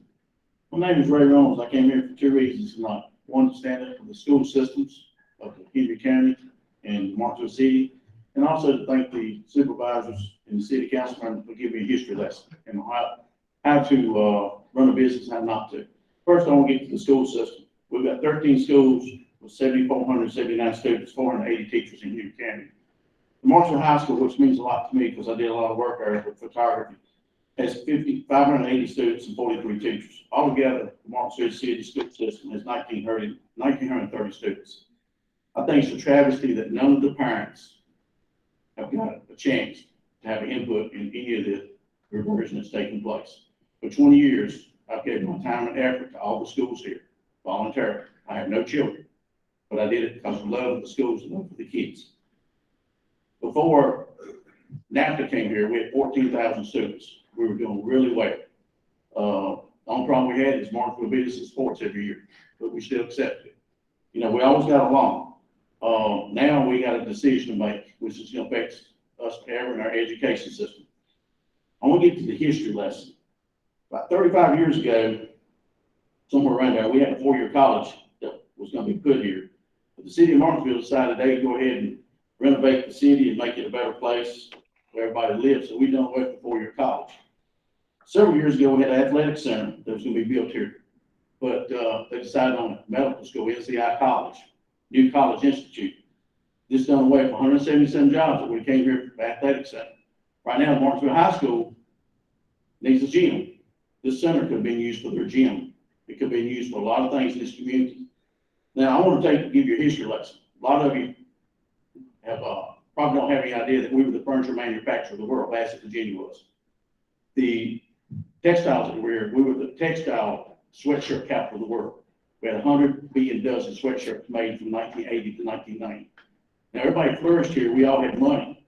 And in the meantime, while the county was investing nerves and looking to the future, the city was trying to do a cable company from 2001 to 2006. It cost between $750,000 to $1 million, we were told in the newspaper.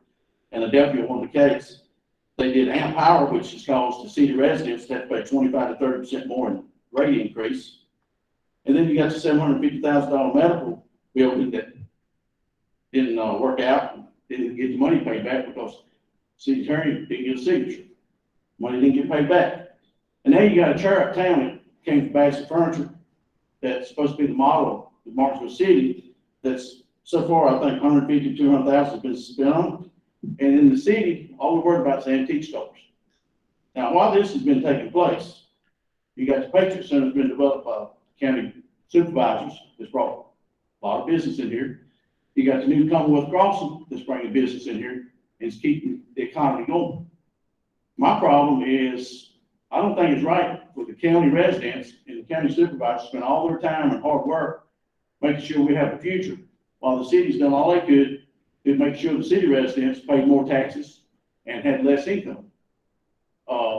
You know, it was hard for me to come here tonight because I didn't want to say a whole lot because a lot of these people are supposed to be my friends. You know, the one thing about we got a $70 million jail that we're spending every dime we can. And one thing I've heard, if you educate people, you don't have to incarcerate them. Education is the number one to everybody. Our kids are our future. That's our workforce. And the schools did not have any say in this. And that's wrong. It's a crime what they've done to us. You know, I'm not really good at speaking, but sometimes I say things I shouldn't. And of course, Right now, I've been called crazy because I came here tonight. I was gonna tell you the truth, but the truth needs to be told to somebody, and I'm gonna be that person. I thank you for your time, and if we do revert, I'll ask you to wait till July the 1st, 2024, so we can get our ducks in a row. Thank you.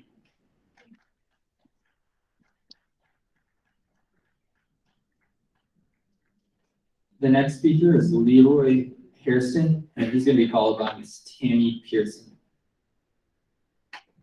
Good evening, Commissioner. Good evening. I'm mixed emotion. I voted, I've been voting quite a while. I had a choice to vote again for these officials. I probably won't vote at all. I'm very upset how the city has gone. Because this thing is, I don't have any child or children at home. I have a lot of friends. I have a lot of friends who work for the city as well as the county. This has been forced down our throats. And I don't appreciate it. We put you in office, we could very well vote you out. Thank goodness we don't have an election this year and on the ballot for city officials. Because I would not be voting, period. I'm wondering about this reversion. How do you feel if you were a citizen, but you are a citizen, but you're not part of the civil council? You're dealing with the board of Henry County Board of Supervisors. You realize this affects every one of us. Young, old, rich, poor, middle class, and whatever. I'm very upset. I mean, maybe my laws don't count, because I may not be educated as some of you all over here on this side as well. But I'm damn right upset. We put you in office here to try to represent us well, and you're gonna do something, slide things over us. You make us look good like you pat us, or you come out of those and knock on us on your campaign trails. We try to suit our best and say we'll go try to vote for you. Then you turn around and give us the dirty laundry you have dealt with this, and I don't appreciate it. I'm not sure. You are saying so bad. One of these days, you get red or yellow, I don't care. You gotta stand for God with this. You have to give account. Every water seeks its own level. Every tub stands its own bottle.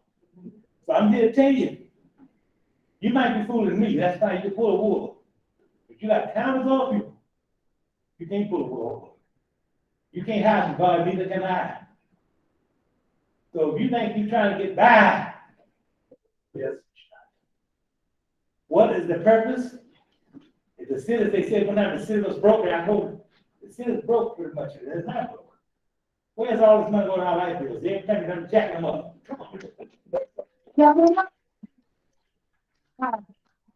Children in my community, I feel for. I'm asking several years now, several years. They are our future. They are blessing this land. We put you in office. I wish there's some way we could all vote you out here, but it's not. It's sad. Look, there was some bad office we got to deal with. Now, you leave here today. I hope tonight you sleep well as myself. Because God is in the midst of all of this. And God is not an author of confusion. Not an author of confusion. I want you to read that. I want you to remember this verse. If you don't have nothing else I say.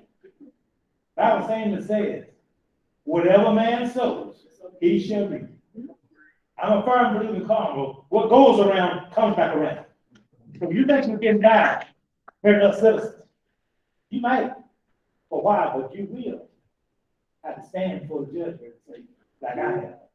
I don't care what kind of position you hold in life, or whatever position you wish to hold or achieve. You will stand for God. I have to stand for God too. The same God made me, the same God made you. I don't care if you this or that, or which you want to be miss it, or whatever. I'm very upset with you all, and I'm sorry I changed. Like I said, if I had voted tonight, I would not vote you back out.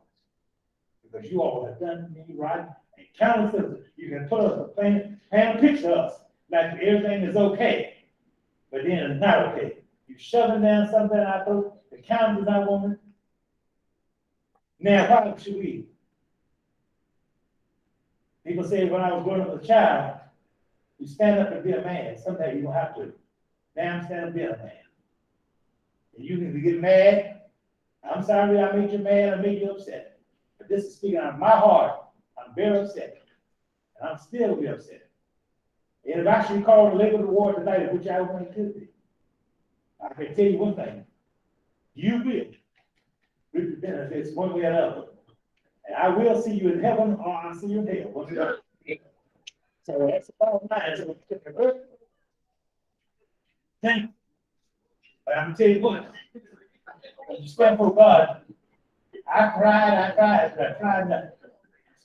God was done. God bless you all. Commissioner, I wish that somehow the city will have a change of heart. I can't change the heart. Only person I can change myself. The world, you can't change, but the world can change you. You're doing it because you got to do the buddy system. If my buddy's voting for it, I'm going to vote for it too. Instead of thinking on your own. You all got head, you got brains to use them. You have 10 seconds, Mr. Harrison. God bless.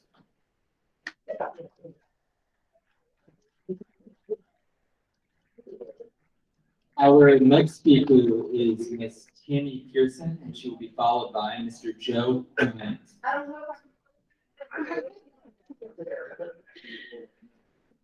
Good evening, Commissioners. Thank you for this opportunity. My name is Tammy Pearson, a resident of Martinsville, and I'm speaking from several different viewpoints with ties to both Martinsville and Henry County.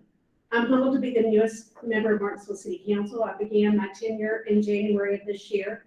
I've been a resident of Martinsville for approximately 16 years. I'm a native of Henry County, though after going away to college and receiving my master's degree and moving all over, I said I'd never move back here, and here I am. I'm a mother of 3 teens who went to private school in Martinsville and then decided to transfer them to public school in Henry County. My parents live in the county, my in-laws live in the city, and finally, my husband and I own and operate several small businesses in both Martinsville and Henry County, with at least 3 other businesses in the planning stages. So I do get a total of 35 minutes, right? I'm just kidding. First, I was not a city council member when they voted to move forward with the reversion. I also want to say I was the one dissenting vote last month against the VSA. I did not do so lightly, and it was not necessarily in regards to reversion holistically, because I do believe consolidation is in the best interest of both localities and will ultimately put us in a better position for the future.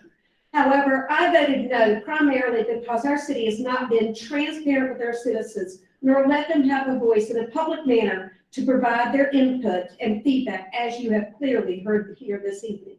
Quick timeline. In November 2019, a high-level overview regarding the reversion process itself, not the potential impacts. In December 2019, consultants gave a reversion presentation.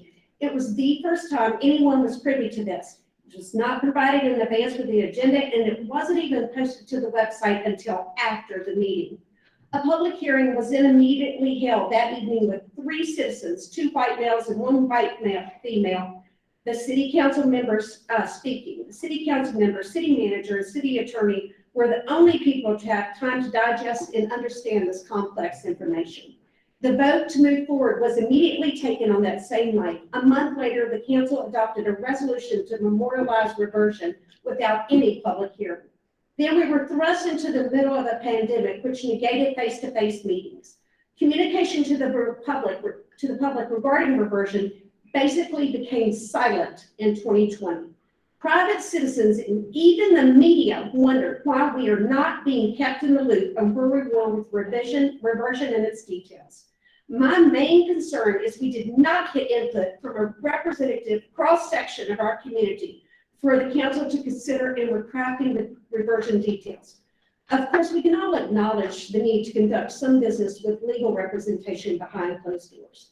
In addition to not getting citizen input, the city did not take the time to meet and understand reversion's impact from other stakeholders in SMEs, in addition to Commissioner Easley, Mr. Pritchett, Cindy Dickerson, our treasurer, amongst others, such as the Chamber of Commerce, for business input. When I became a city council member, I asked for public input from the Commissioner of Revenue regarding her findings. However, my request was denied, and instead she was invited to speak at closed session only, and her public information was not put on our website. I'm quite concerned the council did not meet on numerous occasions with the Martinsville City School Superintendent, Dr. Talley, regarding the city's specific educational needs. I think this is evident and concerning, as did not call our superintendent, Dr. Talley, as a witness, possibly because of his different views?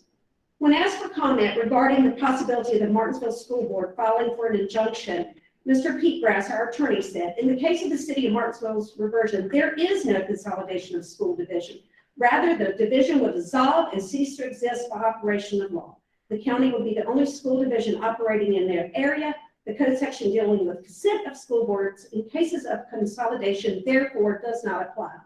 Even if this is the case, should we not make enormous efforts to gain the school's cooperation and input? If it's not about our children's future, then what is it about?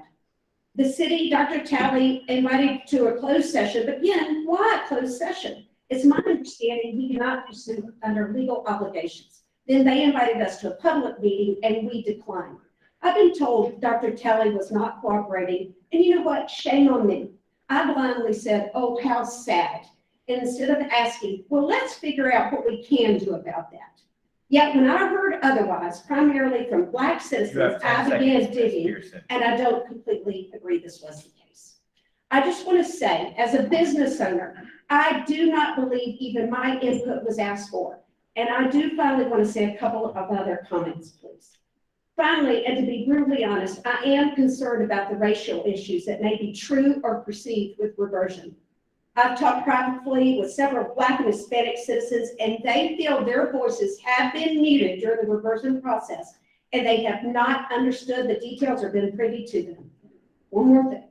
I know Governor Northam is focusing many of his initiatives on racial disparities and developing policies that increase protection for minorities and marginalized Virginians. He has acknowledged the lack of racial and ethnic diversity in education at leadership and school district levels.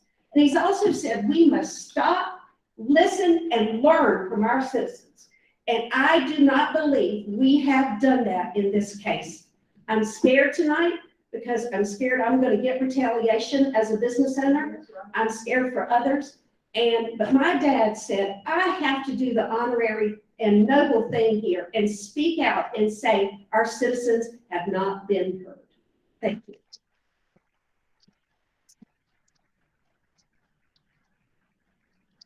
Our next speaker is Joe Ryan, and he'll be followed by Teddy Martin.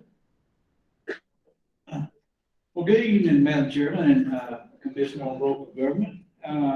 My name is Joe Bryant. I am a Coppersville resident in the county. I'm also a Henry County supervisor, and I represent the Colony District. I'm going to talk to you a little bit tonight as a concerned citizen, not so much as a supervisor. Because some of the questions I'm going to be bringing you tonight, or some of the comments I'm going to bring to you tonight, are some of the comments that I have from the people that I represent in my district. And most of the people in my district don't understand why this is happening to them, because they're the one that's done behind closed doors. The question that I'm asked is, why don't we as citizens of the county have any say-so input on this reversion? I don't have a whole lot of comment to come back and tell them. All this is done behind closed doors. Why is that? Why is all this done behind closed doors? Why are we not being briefed on what's going on? Now, these are the questions that the citizens are asking me. Then again, I don't have an answer for them. The question is, what do we do about trying to get information on the reversion? There again, I didn't have much of an answer to give them. All I was told is that the city and the county has been working for decades on reversion. When I came in office almost 12 years ago, we was talking about reversion.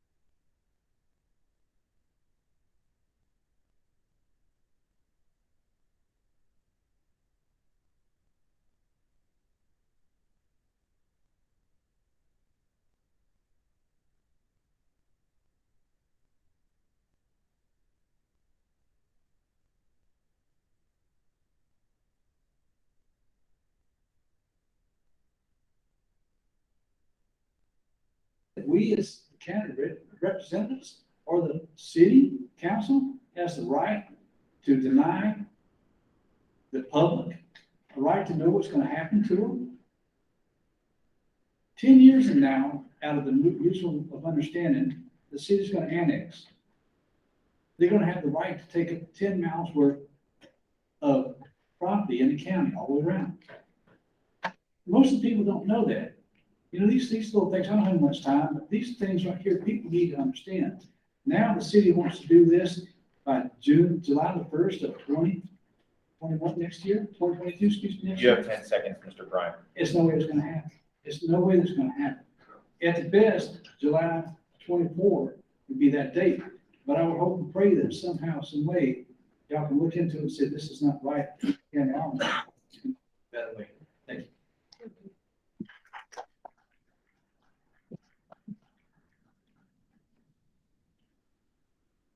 The next speaker is Teddy Martin, and he will be followed by Lane Perry. Thank you very much. I'm Teddy Martin. I am the Henry County School Board Creek District. I agree that Martinsville and Henry County are one community, and they should seek to work together for the best interest of all. With that said, I oppose reversion. I'm somewhat flabbergasted by the history lessons and things that should be held against me and my board that occurred before I was born. It is simply not in the best interest of either of these localities. And in fact, I can say, as someone who's actually been elected by both of these entities to represent them at the state level on the school board. I couldn't vote on a measure like this without the public's comment. They have been shut out of this process. The school boards have been shut out of this process. It is astounding to me that we have Dr. Talley with 44 years in education shut out of the process. I just can't understand how that is seen as the way to run a government of any variety. And furthermore, personally, I ran to be on the school board because I see it as the most important instrumental thing in a government. It is the biggest entity. It is the most important to the future of a community. It is the most important to its economic development. And frankly, if we invested in education the way that we do in other things, maybe we wouldn't have the issues with that. If I were a Martinsville resident, I don't know that I would want to pay the same, nearly the same in taxes, lose my school division, lose my representation. And frankly, the reason they want to run this through right now is because they don't want an election where the people of this city could decide that they don't like this.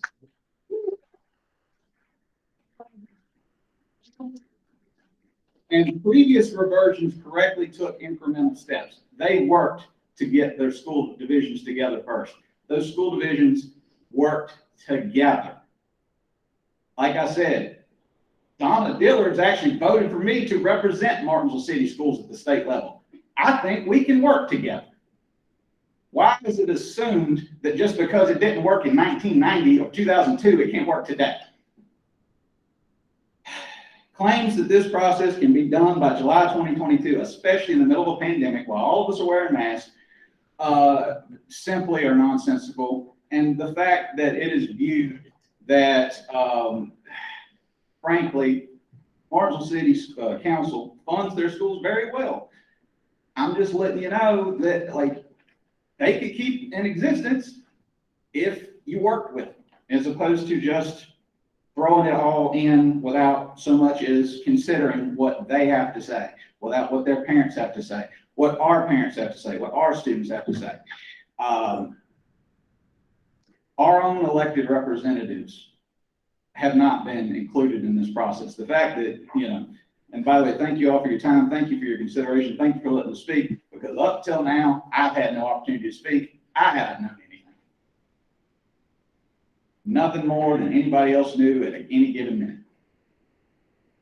So I appreciate you all And, my hope, as some have said here tonight, this is not just a charade, that you all sincerely listen, to the input that the public's given you. And, again, I thank you for your time.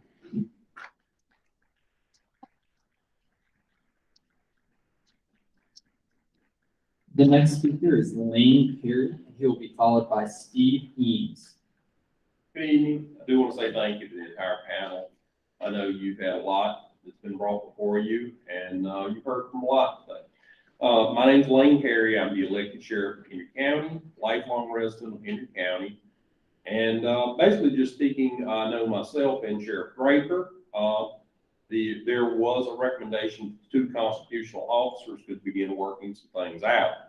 And I do want to say Sheriff Draper and myself enjoyed an excellent working relationship together.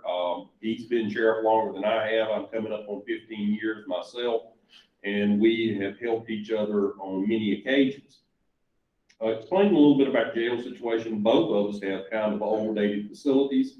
I wonder, our jail may be in a little worse shape, but our jail was built in the mid-70s, originally designed for 67 people. Over the course of years, in mid-90s, it was double bunked to handle around 120, but that was done within the confines of the jail. Just to give you an idea, some years ago, it got as high as about 210 and 215 inside the jail. We began to have housing people out. Our mark is to keep around 175 people inside a facility that was originally designed for 67. Through this, and of course, many people have spoken on our area. One thing, we have weathered many storms and economic setbacks. Through that, it has been well noticed that our jail needs to be replaced. Coming out of these setbacks, probably 6 to 7 years ago, we began communications. Myself, my chief deputy, we sat down with the sheriff of Pittsylvania County, the sheriff of Danville, and the sheriff of Martinsville, and we asked about building a regional jail. We said we would build it on the Pittsylvania-Henry County line, whatever would benefit everyone. Talking about the bed space, we asked everyone who's willing to join us. This took place on a couple occasions. No one wanted to join us. We also even asked Martinsville City again, as we were moving forward with our plans that really started taking momentum in about 2015. No one wanted to join us with our jail. As we came forward, we had to start with the Board of Corrections and the community-based correction plan. To tell you how we got to the 400 bed mark, they sit and take our entire history and sit down and project our needs for 15 years. To get funding from the state to go into this facility, it's 25% reimbursement for approved costs. But they have put the community-based corrections plan together, and it projects your needs for 15 years. That's how we came up with a 400 bed population. We will be, when we open it, around the 325 mark. Even though it was a conservative numbers, it is pretty much on mark, and for 15 years need, it suggested 400 beds, which is what we built. Our taxpayers step up to the plate with the leadership of our county, and between acquisition of the land, development of the land, and everything else, are spending over $75 million. Once we actually begin this, literally as construction that begins to take place, now all of a sudden we start hearing reversion. As we put together our plans to pay for this, one of the things was the 75 extra beds we had. We were going to sell those beds off. It could probably generate $750,000 to $1 million a year to help offset the cost. This is now basically being done away with if reversion takes place. This is the beginning of the fiscal impact to our county residents who have already made a commitment. With that, I also want to speak a little bit. I will be very brief, may exceed a few seconds, but I want to explain our plan, that what we're doing. We have been in the process of going from 135 employees to the day we open the jail, the staffing standards of 243. So we have to hire that many employees. That is certainly a challenge today. We began our hiring process. It's with much challenge that this is taking place. As we're going along, we can't train but so many at a time. Our academy can only handle around 30 recruits at a time, because a good number of the exercises are practical exercises, hands-on, and you can only do this with so many instructors. So what our plan was, we actually began September 1st. We hired the first 19 people. They're going to go to the academy for 12 weeks, starting in the middle of September. December 1st, we're going to hire the next 25 You have people. 10 seconds, Sheriff Perry. Okay. Basically explaining liability. We plan on hiring 2 more groups. Our training will, when we get the last group trained, this will extend right up to the age of July. We hope we can get the people hired. We hope we can have our facility up and running. But I do want to say, and as I did communicate with Sheriff Draper, I had been asked to start taking over their facilities, but we have to look at the liability. People who are incarcerated are owed a standard of care. If that standard of care is not given, liability is incurred. And we cannot be rushed to get our facility in order, which is already looking like it will exceed this deadline, and be pushed to take inmates and bring them in on top of employees who have never worked at this level. And we asked for the delay for reversion. I say as a personal resident, I am against reversion, and heard it overwhelmingly tonight, people have not had input. I asked for the delay of the reversion and ask you to help us with that. Thank you. The next speaker is Steve Eames, and he will be followed by Charles Rourke.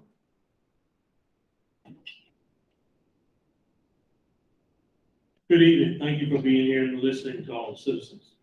I'm Stephen Eames, and I live in Ridgeway District of Henry County, and I am the Chief Deputy of Henry County Sheriff's Office. As a county resident, I am opposed to allowing the city to transfer the problems to the county through reversion. However, I realize this cannot be stopped by the county. With that said, I'd like to address the situation of handling the inmates currently in the city of Martinsville. Currently, Henry County is responsible for 296 inmates. 170 of these are in our jail. 1 is on home electronic monitoring, and 125 inmates are housed out at 9 other facilities all across state Virginia. Of these inmates that we have, 72 are DOC inmates. Of those, 37 have short time to spend, and they will remain in our custody. The remaining 35 will transfer into DOC as they are allowed to go in. The county chose to proceed with the construction of a detention facility based on the low spectrum of the number of inmates forecast in the future years. We were approved to build a 400-bed facility with a future expansion of 200 beds proposed to build able to. The kitchen, the laundry, and the inmate property storage room in this facility has been built to accommodate the 600 inmates to reduce the future cost of expansion. Plans were to move into the detention center in early spring of 2022 with approximately 325 inmates. Plans to house 75 outside local and federal inmates have been in the works to generate an estimated $800,000 a year revenue for the county.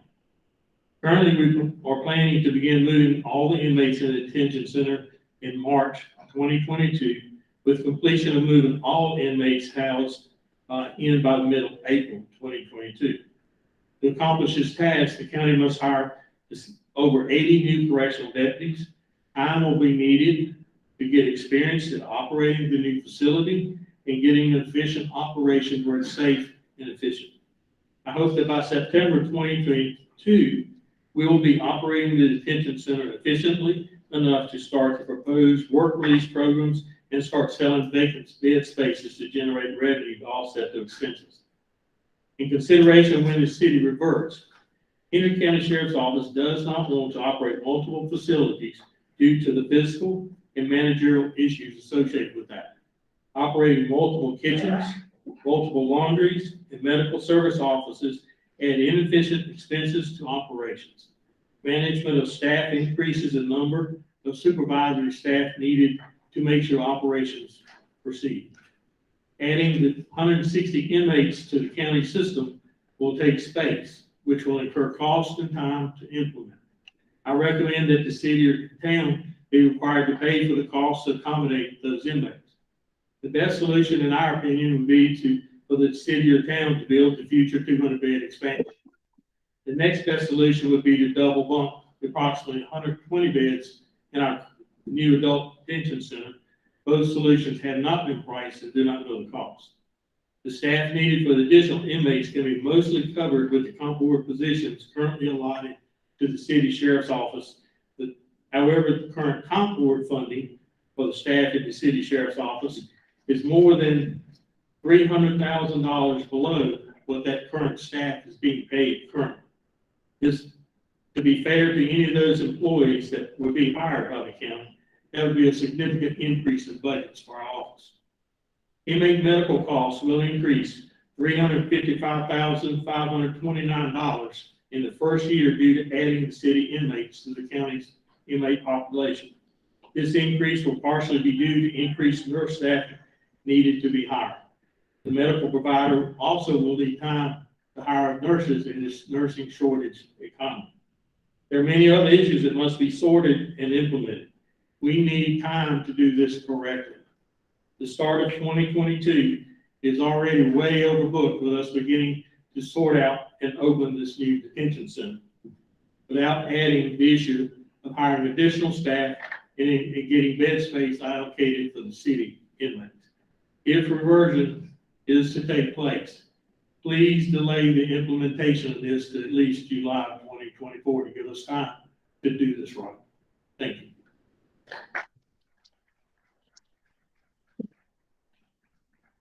The next speaker is Charles Rohr. Then the next speaker will be Jennifer Bowles, and she will be followed by Doug Bynum.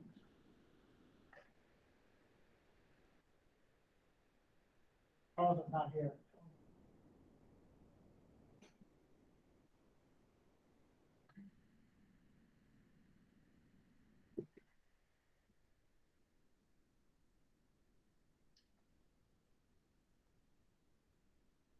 My mask is stuck, sorry, my ear.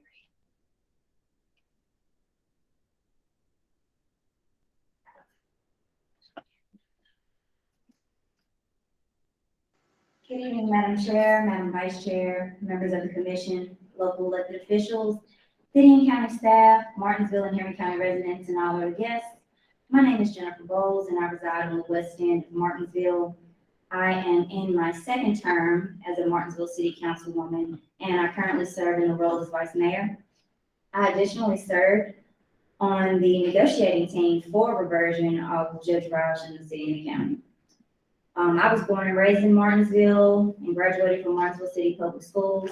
The only time I've not resided in Martinsville is during my tenure at the University of Virginia when I obtained my degree in African American Studies. I came back home to my community because I wanted to make a difference in local government, which directly impacts the lives of our residents. Reversion has been discussed before I was even born. There have been many studies, public hearings, and conversations with both sides essentially saying the same things. The discussions that are being had today, although I am thankful to hear them from the citizens and the representatives, they're not new. These are all things that I've heard before because I do my job as a city council member. I listen to what people have to say. I know what they feel. And I did my research, so I understand the basis. There is so much misinformation being shared by some of the speakers, and I couldn't even begin to address it all tonight, but I do want the citizens to know that I hear them. One example is our local news media even wrote, as soon as we had our initial negotiation, that we were going to lose 500 jobs in the city, when we don't even have 500 people employed. So there's a lot of misinformation that is always being spread. We're all in a situation where we are victims of situations that have occurred before us. Again, I say this is not a new conversation, and if individuals were able to come together and set their differences aside, we wouldn't be here. Maybe it's the millennial in me who feels that it's always business and it should never be personal, that allows me to see clearly and objectively when I make decisions. And again, that does not mean I'm taking a blind eye to the negative feelings that both the city and the county residents have towards reversion. Hearing the citizen input today, And the frustration that they have is deeply emotional for me. I mean, this is one of the hardest decisions that I've ever had to make. During my term on city council, excuse me. When I initially ran for office, I adamantly opposed reversion due to citizen input. Some comments from individuals in the city about the county were as follows.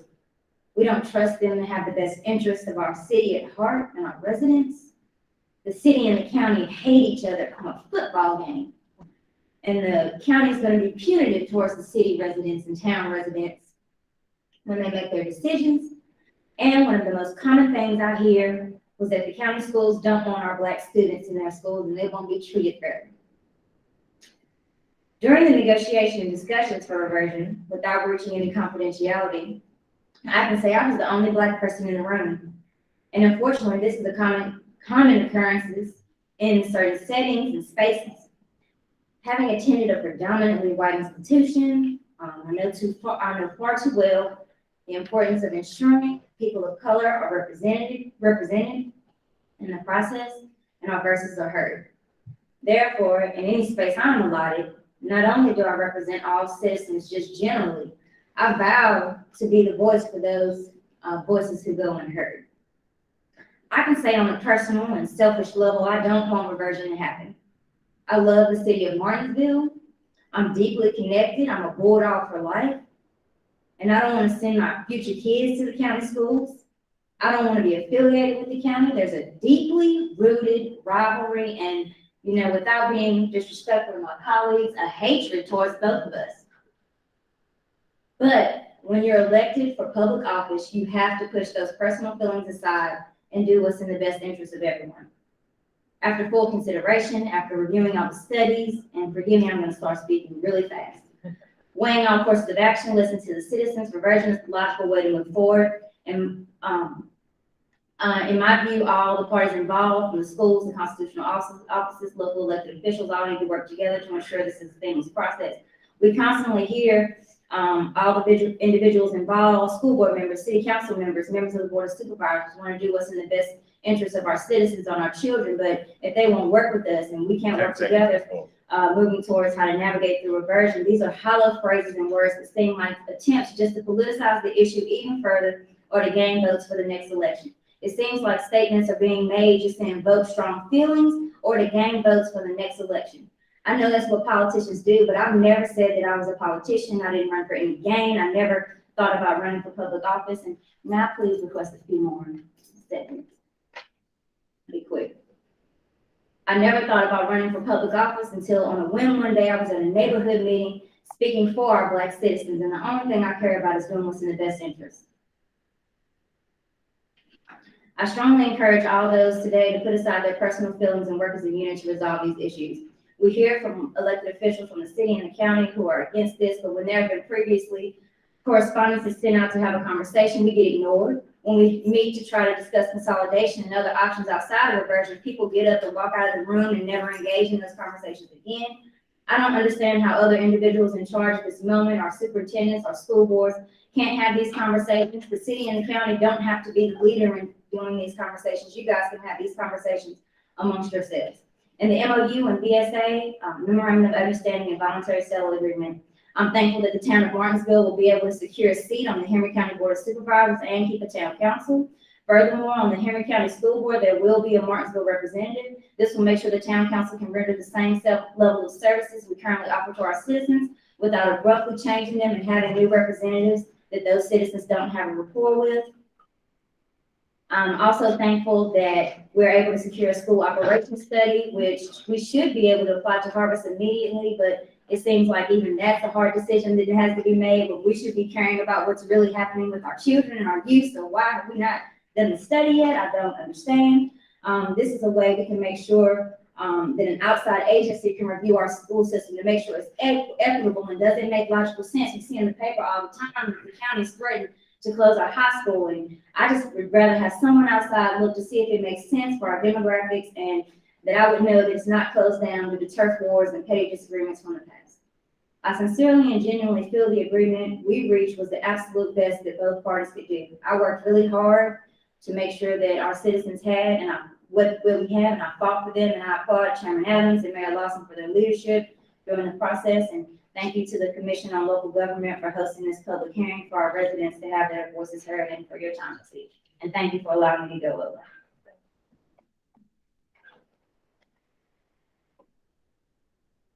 The next speaker is Doug Bynum. He'll be followed by Matthew Brown. Good evening. My name is Douglas Bynum, and I'm pastor of Mount Zion AME Church right down the block at 304 Fayette Street. First, let me express my gratitude for this opportunity to address the commission at this juncture. As I have engaged our congregation surrounding the issue of Martinsville reversion and consolidation of our school systems, many have expressed only a limited knowledge and understanding of where we are in this process and the ancillary effects that will impact their lives. Tonight, there are three such areas I'd like to address: individual economics, representation, and education. There is a direct connection and impact of this decision on the wallets and pocketbooks of every city and county resident alike. From adjustments to monthly utilities to higher taxation, every dollar and cent matters. Families deserve an opportunity to understand and prepare for these changes and how it will shake up their lives. Now, many of our congregation are retired and or on fixed incomes and have given their entire lives to this community. There are unsung heroes just like them all around us who have done nothing to deserve the carpet being pulled from under them when in their ninth inning. Perhaps there were other possibilities to mitigate our debt and financial needs. Section 14 of the Memorandum of Understanding regarding reversion of City of Martinsville to town status within Henry County, dated April 29, 2021, states, Henry County shall redraw its magisterial districts or school board seats, draw such districts in a manner such that at least one seat in both respective bodies shall be entirely within the geographic limits of the town of Martinsville, and shall thereafter retain at least one such seat on each body in a manner consistent with state and federal law and population changes. I do not see how this clause can equate to anything other than diluting our citizens' political authority and power. Our constitutional means to redress the failures and missteps of our government through the political process, on top of the aforementioned damages of reversion and consolidation so eloquently raised by previous speakers. In addition to pastoring the good people of Mount Zion Martinsville, I'm a mathematics educational coach and consultant with the National Training Network. From my experience working with schools from New York City to North Carolina, I have learned that sound plans leveraging the expertise of all stakeholders, developed in the light of day and rigorously vetted, is the only way to affect positive change in our schools.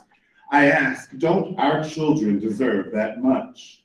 Instead of wondering if they'll still have a job, our teachers ought to be able to focus on building relationships and facilitating high-quality instruction. Equity and access in education are more than buzzwords.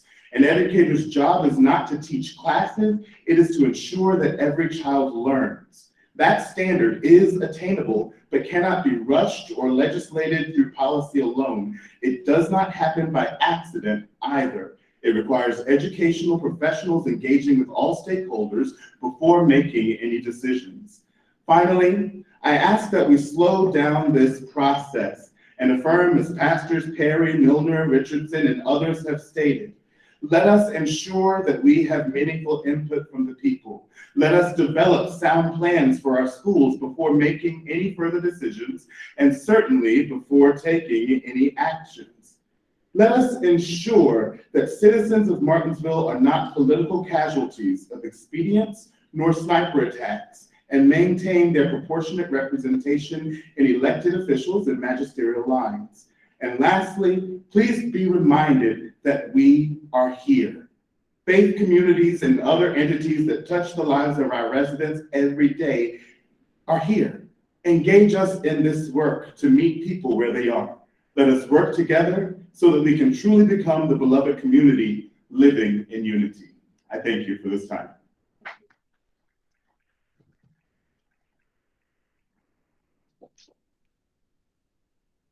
Our next speaker is Matthew Brown, who will be followed by James Cartier. To the commission, thank you for this opportunity. Matthew Brown. I'm a resident of Henry County, a pastor right up the street here in the heart of the city of Martinsville. My family and friends that know me, that have known me all my life, will tell you that I'm a very picky eater.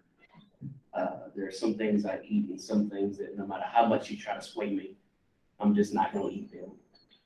I never forget when I was an 8-year-old boy, I had a plate put in front of me from a lady that was not my parent, was not a grandparent, was not a family or even a friend.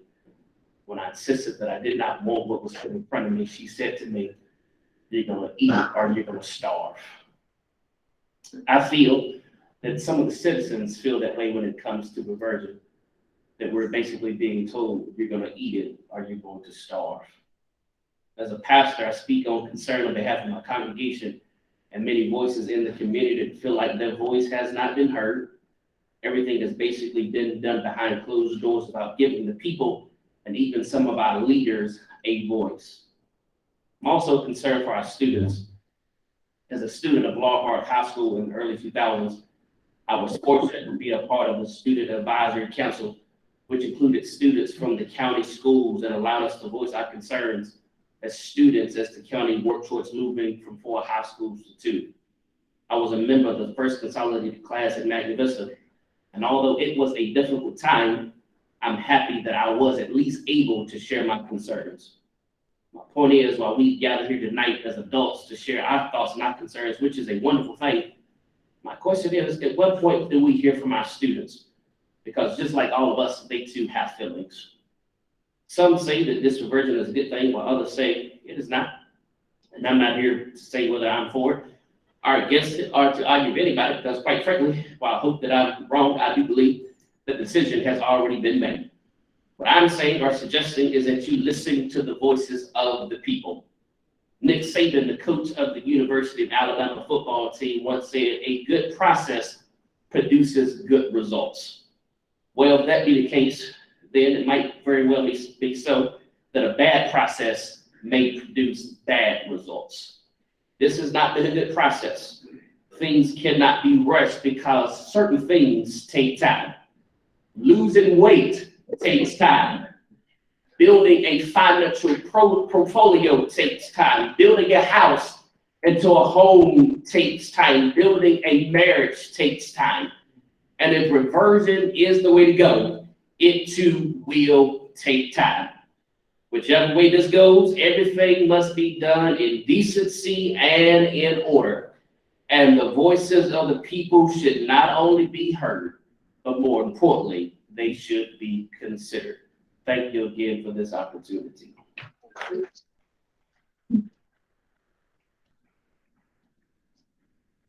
The next speaker that we have is James Cartier. We did miss a speaker earlier, Charles Rourke, and if you are in attendance, you may go next.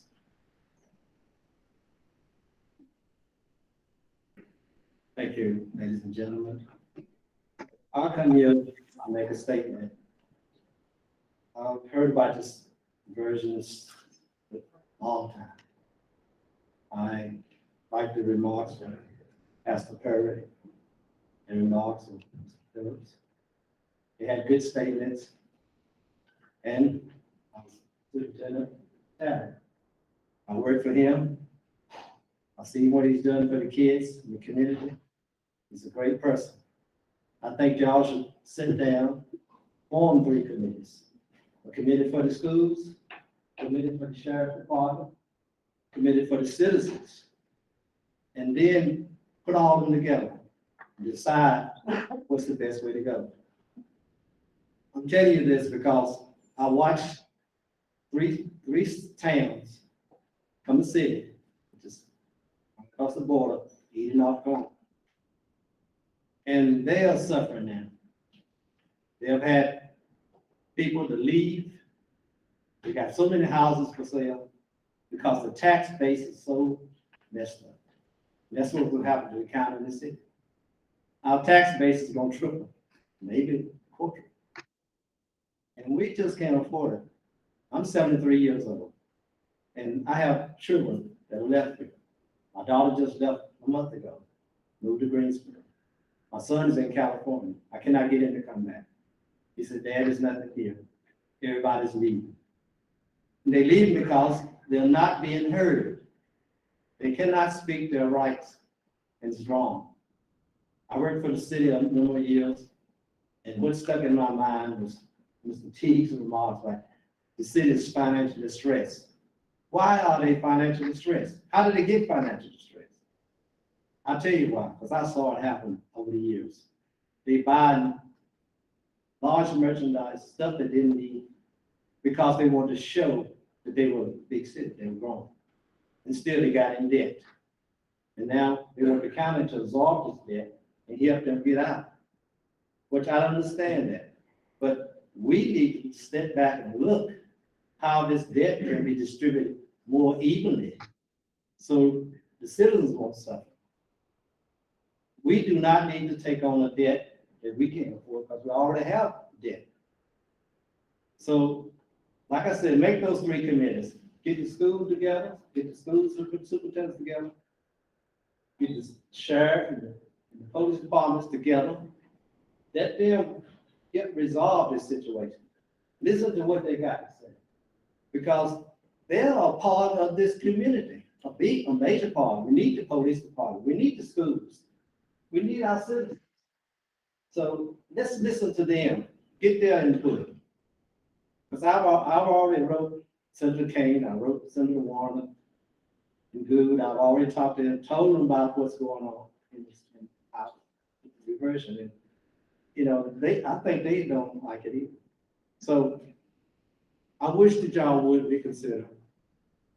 Listen to your schools, listen to your police department, and realize that this thing needs to be further studied in a bigger place where everybody can come together and decide what we should do. Eden has a problem right now. They got Perino, Nestle Perino is trying to get there over a year. Because of the tax situation and what's going on with this, they just can't, they're not doing it. The building just sitting there. Literally, they built a beautiful $5 million building, it's sitting there. And we don't want no more empty buildings. If we don't make a decision and do things right, we're gonna have empty buildings. People are gonna be leaving, houses gonna be vacant. And you're gonna have real estate just going dry. So let's think about this thing. Let's try to get the ministers together. I mean, everybody get together and form their opinions and lay it out. I mean, really plan. These studies ain't hitting on nothing. I watch studies in the city. Studies is true. So I worked in the school system. So I've been there. I've seen it. I know what's going on. And if you don't believe me, you go to North Carolina and Eden and see how it's affected them and the other cities that have been merged. Thank you.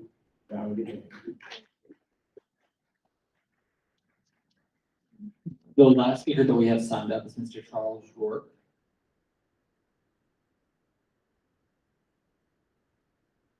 Good evening, I'm Charles Rourke. I work with Star News and my other Star News. And one thing I think is important, if y'all heard one thing tonight, is that the citizens back here don't feel like they got a say in this.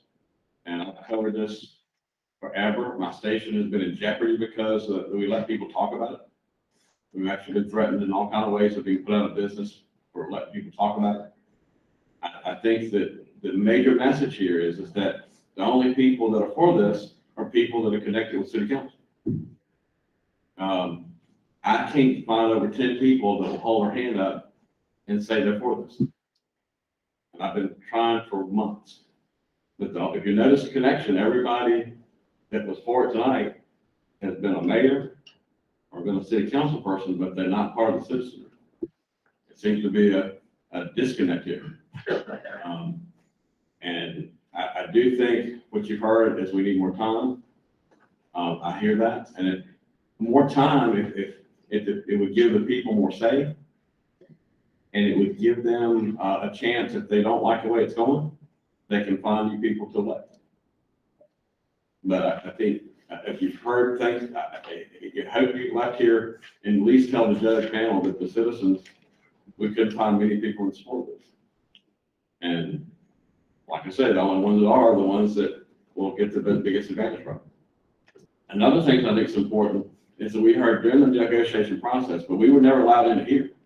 But we heard that the school system and the sheriff's department were on the table from the county, that was a part of the proposal, and the city rejected that. So it does seem to be some proof that the county was trying to work as a community. And then I think the city council rejected that as well. And I think that needs to be public, that was a part of this negotiation, that the county just sit there and say, we can't do anything. That we've heard it over and over again, the school system's a big problem. From a negotiating standpoint, it seems better to me, come with the county halfway, and then it also gives the city council a better chance to carve the school system like they want to, especially for the African-American community that feels like that they're going to be broken up. That this would allow better negotiating for the city council to be able to get that school system right where their people don't want it. But what we've seen so far is that this is not a community of the people. It's a few people on city council, and I mean, you just don't see anybody else out here supporting it. And I hope y'all see that. And people say, well, we elect our officials. We had no idea they were going to vote this way. We had no idea they were going to vote this way. And now the only chance we get to change it is if we get to pick new people in a year or two that might be able to slow it down. Anyway, but I think it's 100% clear that the people here in this room, the majority, am I right? Yeah. We don't feel like we have a say, and we don't think it's right.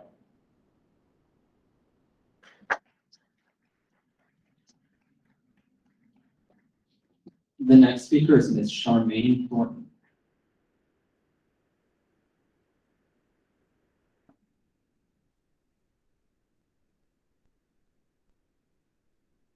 Hello, my name is Charmaine Thornton. I am a Martinsville City resident, and I also am a business owner and a taxpayer for the city.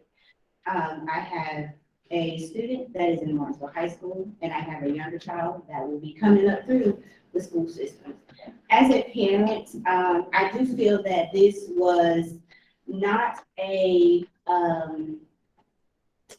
was not a good process. I feel like for you to try to make a decision for my child as to what is best for him education-wise, I feel like you need to ask him, you need to ask his parents. The school superintendent for the county made a statement that we're gonna try to do what's best for the children. How can you do what's best for my child and you have not taught my child? You have not been around my child. You don't know the ins and outs of my child, how my child learns. So it is no way that you can make a decision based on what's best for him, and you do not know him. This situation has been done underhandedly. We, as the citizens of Martinsville, have been left in the dark. We are taxpayers, and that is not right. We pay our taxes, and therefore, we should not be kept in the dark about decisions that is made about our children, our school system, our lives in general. I'm not for this. And I hope that you would listen to the citizens of Martinsville City and that you would take into consideration our feelings, take into consideration, how this is going to affect our children. They're dealing with the pandemic, having to go back to school in the middle of the pandemic. And now we want to just uproot them and place them in a whole nother school system that they know nothing about. It is unfair, it is not right, and I think that it needs to be put an end to.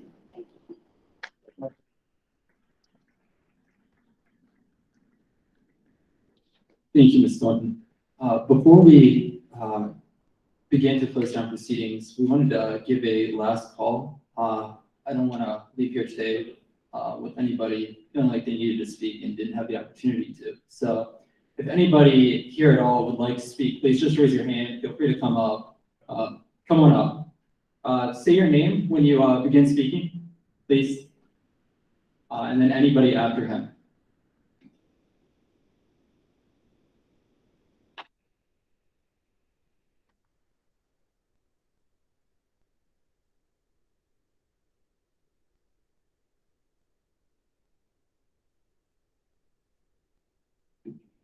Ernest Ephraim. The main thing that I want to say, there's a point in your life You gotta grow up and stop being kids. But that's how a lot of you are acting. Now, I'm retired military. These some of the first 30 years I'm retired. I got drafted in the Vietnam War. In the military, things are done. You're told to do this, do that. You don't have to say so because that's how it's built. Once I retired, moved home, just feel like I'm in the military again. If you're gonna do something, and I can't say nothing about it, I have no input, I'm in the military again. The school system, law enforcement, and all the people need to have to say. Charles Ross, I don't agree with everything you said, but you said one thing. Nobody in this whole room tonight has been happy. I haven't heard a single person. From the sheriff, to the superintendent, everything. Nobody's happy. Not happy. One thing about the military and government, federal government, everything is going to be checked out. Every block. One part of the military or one part of the federal government is not going to be able to push it through. Congress. That's when you have two houses. Maybe we need to have two houses here in the city. Checks and balances. It's not gonna work. Nobody's happy. I retired in the Air Force 30 years ago, moved home. Martinsville was doing okay 30 years ago. Retired, moved home. Mom, dad, brother, sister, all family here. All of them are dead now. And the way things going, Martin's gonna be dead. So I guess what I need to do is look for an exit. Get out of here. And you know what? A lot of other people don't do it. And what's happened to Martinsville, you gotta be smart. See it? All the wealth, from Mulberry, all rich people move up. Look at them. The property value goes down in the city. The city is struggling. Now, what y'all doing, all the poor people gonna go out of town. And what you're gonna have? A ghost town. That's pretty much what it is now. It costs, what, $10,000-$15,000 to make in the neighborhood to tear down these buildings that nobody owns but the city now. And they can only budget for 2 or 3 a year. Tore down. That's where you see all these empty buildings all over the place. Ghost town. All of us need to grow up, find God, and be a little more kind to each other. Listen, because it's not going to work like this. We need to have some checks and balances. Thank you for your time.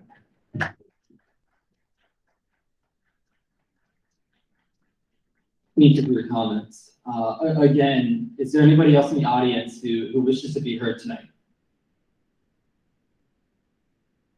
Okay. Can you please state your name when you begin speaking? Thank you.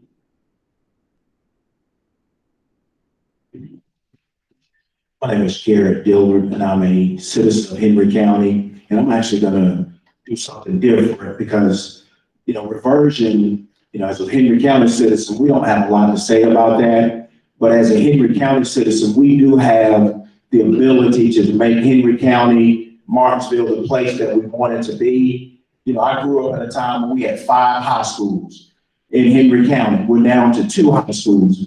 As the gentleman said, we're shrinking. If we don't, as citizens of Henry County, come together, work together, same thing for Martinsville, we're going to continue to shrink. You know, currently the school system, we need bus drivers. We heard a lot of people talk about the students and how much they love the students. You know, you can sign up to become a bus driver. We need substitutes. You can sign up to be a substitute. If you love the students, you want to see the educational system to be successful, you know, you can become a mentor for students. You can volunteer at some of the programs. And I'm speaking to us as citizens because there are things that we can do, whether reversion occurs or not, that we can make our community the best that it can be. The sheriff mentioned that he needs deputies. You know, where are those individuals who would like to become deputies? They're going to need those whether reversion takes place or not, because the jail is being built and they're going to need those individuals. And I remember coaching basketball, and I drew up this great play. And I asked the coach at the University of Richmond, I was coaching high school. I said, man, will this play work? He said, if you believe in it, your players believe in it, and you work hard at it, it will work. So Martinsville-Henry County, if we believe in ourselves, if we work hard, if we come together, Martinsville as a city, as a town, Henry County as the primary organization, we will work if we believe in ourselves and we work together. I was speaking with somebody the other night, and I said, we need good-hearted people. I don't know if that's correct English or grammar or not, but that's not my concern right now. We need good-hearted people. Just because reversion is on the table, we don't have to be punitive. We don't have to go after folk. Work together. Because think about this. If reversion takes place and it does become punitive, guess what? We're punishing other citizens of Henry County. So we can't get into that. We have to make whatever decisions made, make it work for the best for all citizens of Henry County. I'm not going to get into my thoughts, my opinions about reversion, because I'm not in that role. My role is that I want to see, you know, my 12-year-old daughter have a great education. I want to see these kids who are out here experimenting with drugs, not using drugs. Let's get mentors. Let's open up these schools on the weekend so these kids can come out and play sports or do whatever in these school buildings. We don't have any rec centers. Let's build some rec centers. Let's put some pools out in the communities so kids have places to go. That's what my focus is. Not about reversion. It's about people. It's about having opportunity so people can live, so people can, you know, so we can make this community great. When you look at the polls, when they come out, if it's something good, we're at the bottom. If it's something bad, we're at the top. I'm tired of seeing it. I want to see us at the top when it comes to great communities to live in. But we, the citizens of Martinsville and Henry County, will dictate that whether reversion takes place or not. Let's work together. Let's believe in each other. And let's make this the great community that we know it can be. Thank you.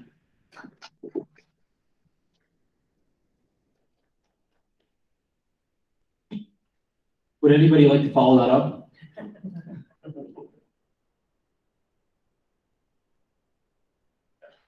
I make a quick closing statement. 30 seconds. That's our chair's prerogative. Yeah, of course. The only thing I'll say is keep in mind we still have folks on the first and the.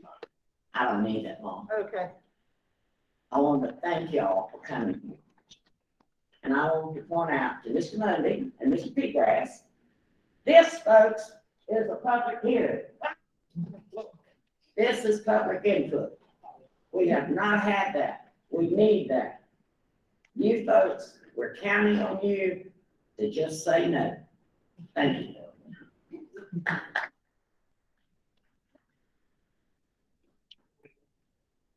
Barring no other interested party who's publicly here, I noticed we have 35 people who have chosen to attend digitally today. I have not seen any chats that I have posted. If you wish to speak to message in the chat. But I don't want to close down proceedings today. If we have anybody who is attending digitally who would like to make their voice heard today, so this is a great opportunity. If you'd like, you can message in the chat. You can use the hand raise feature. Or you can simply just unmute yourself, and we would love to hear what you have to say.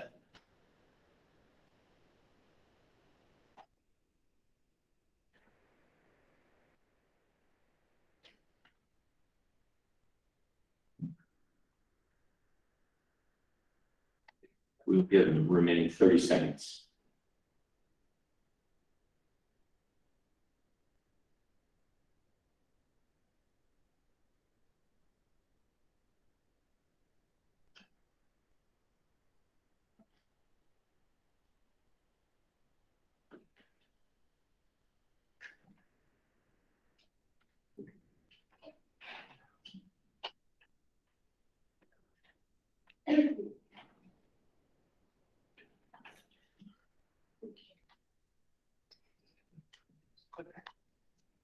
Okay, so we are going to, move to close the public hearing.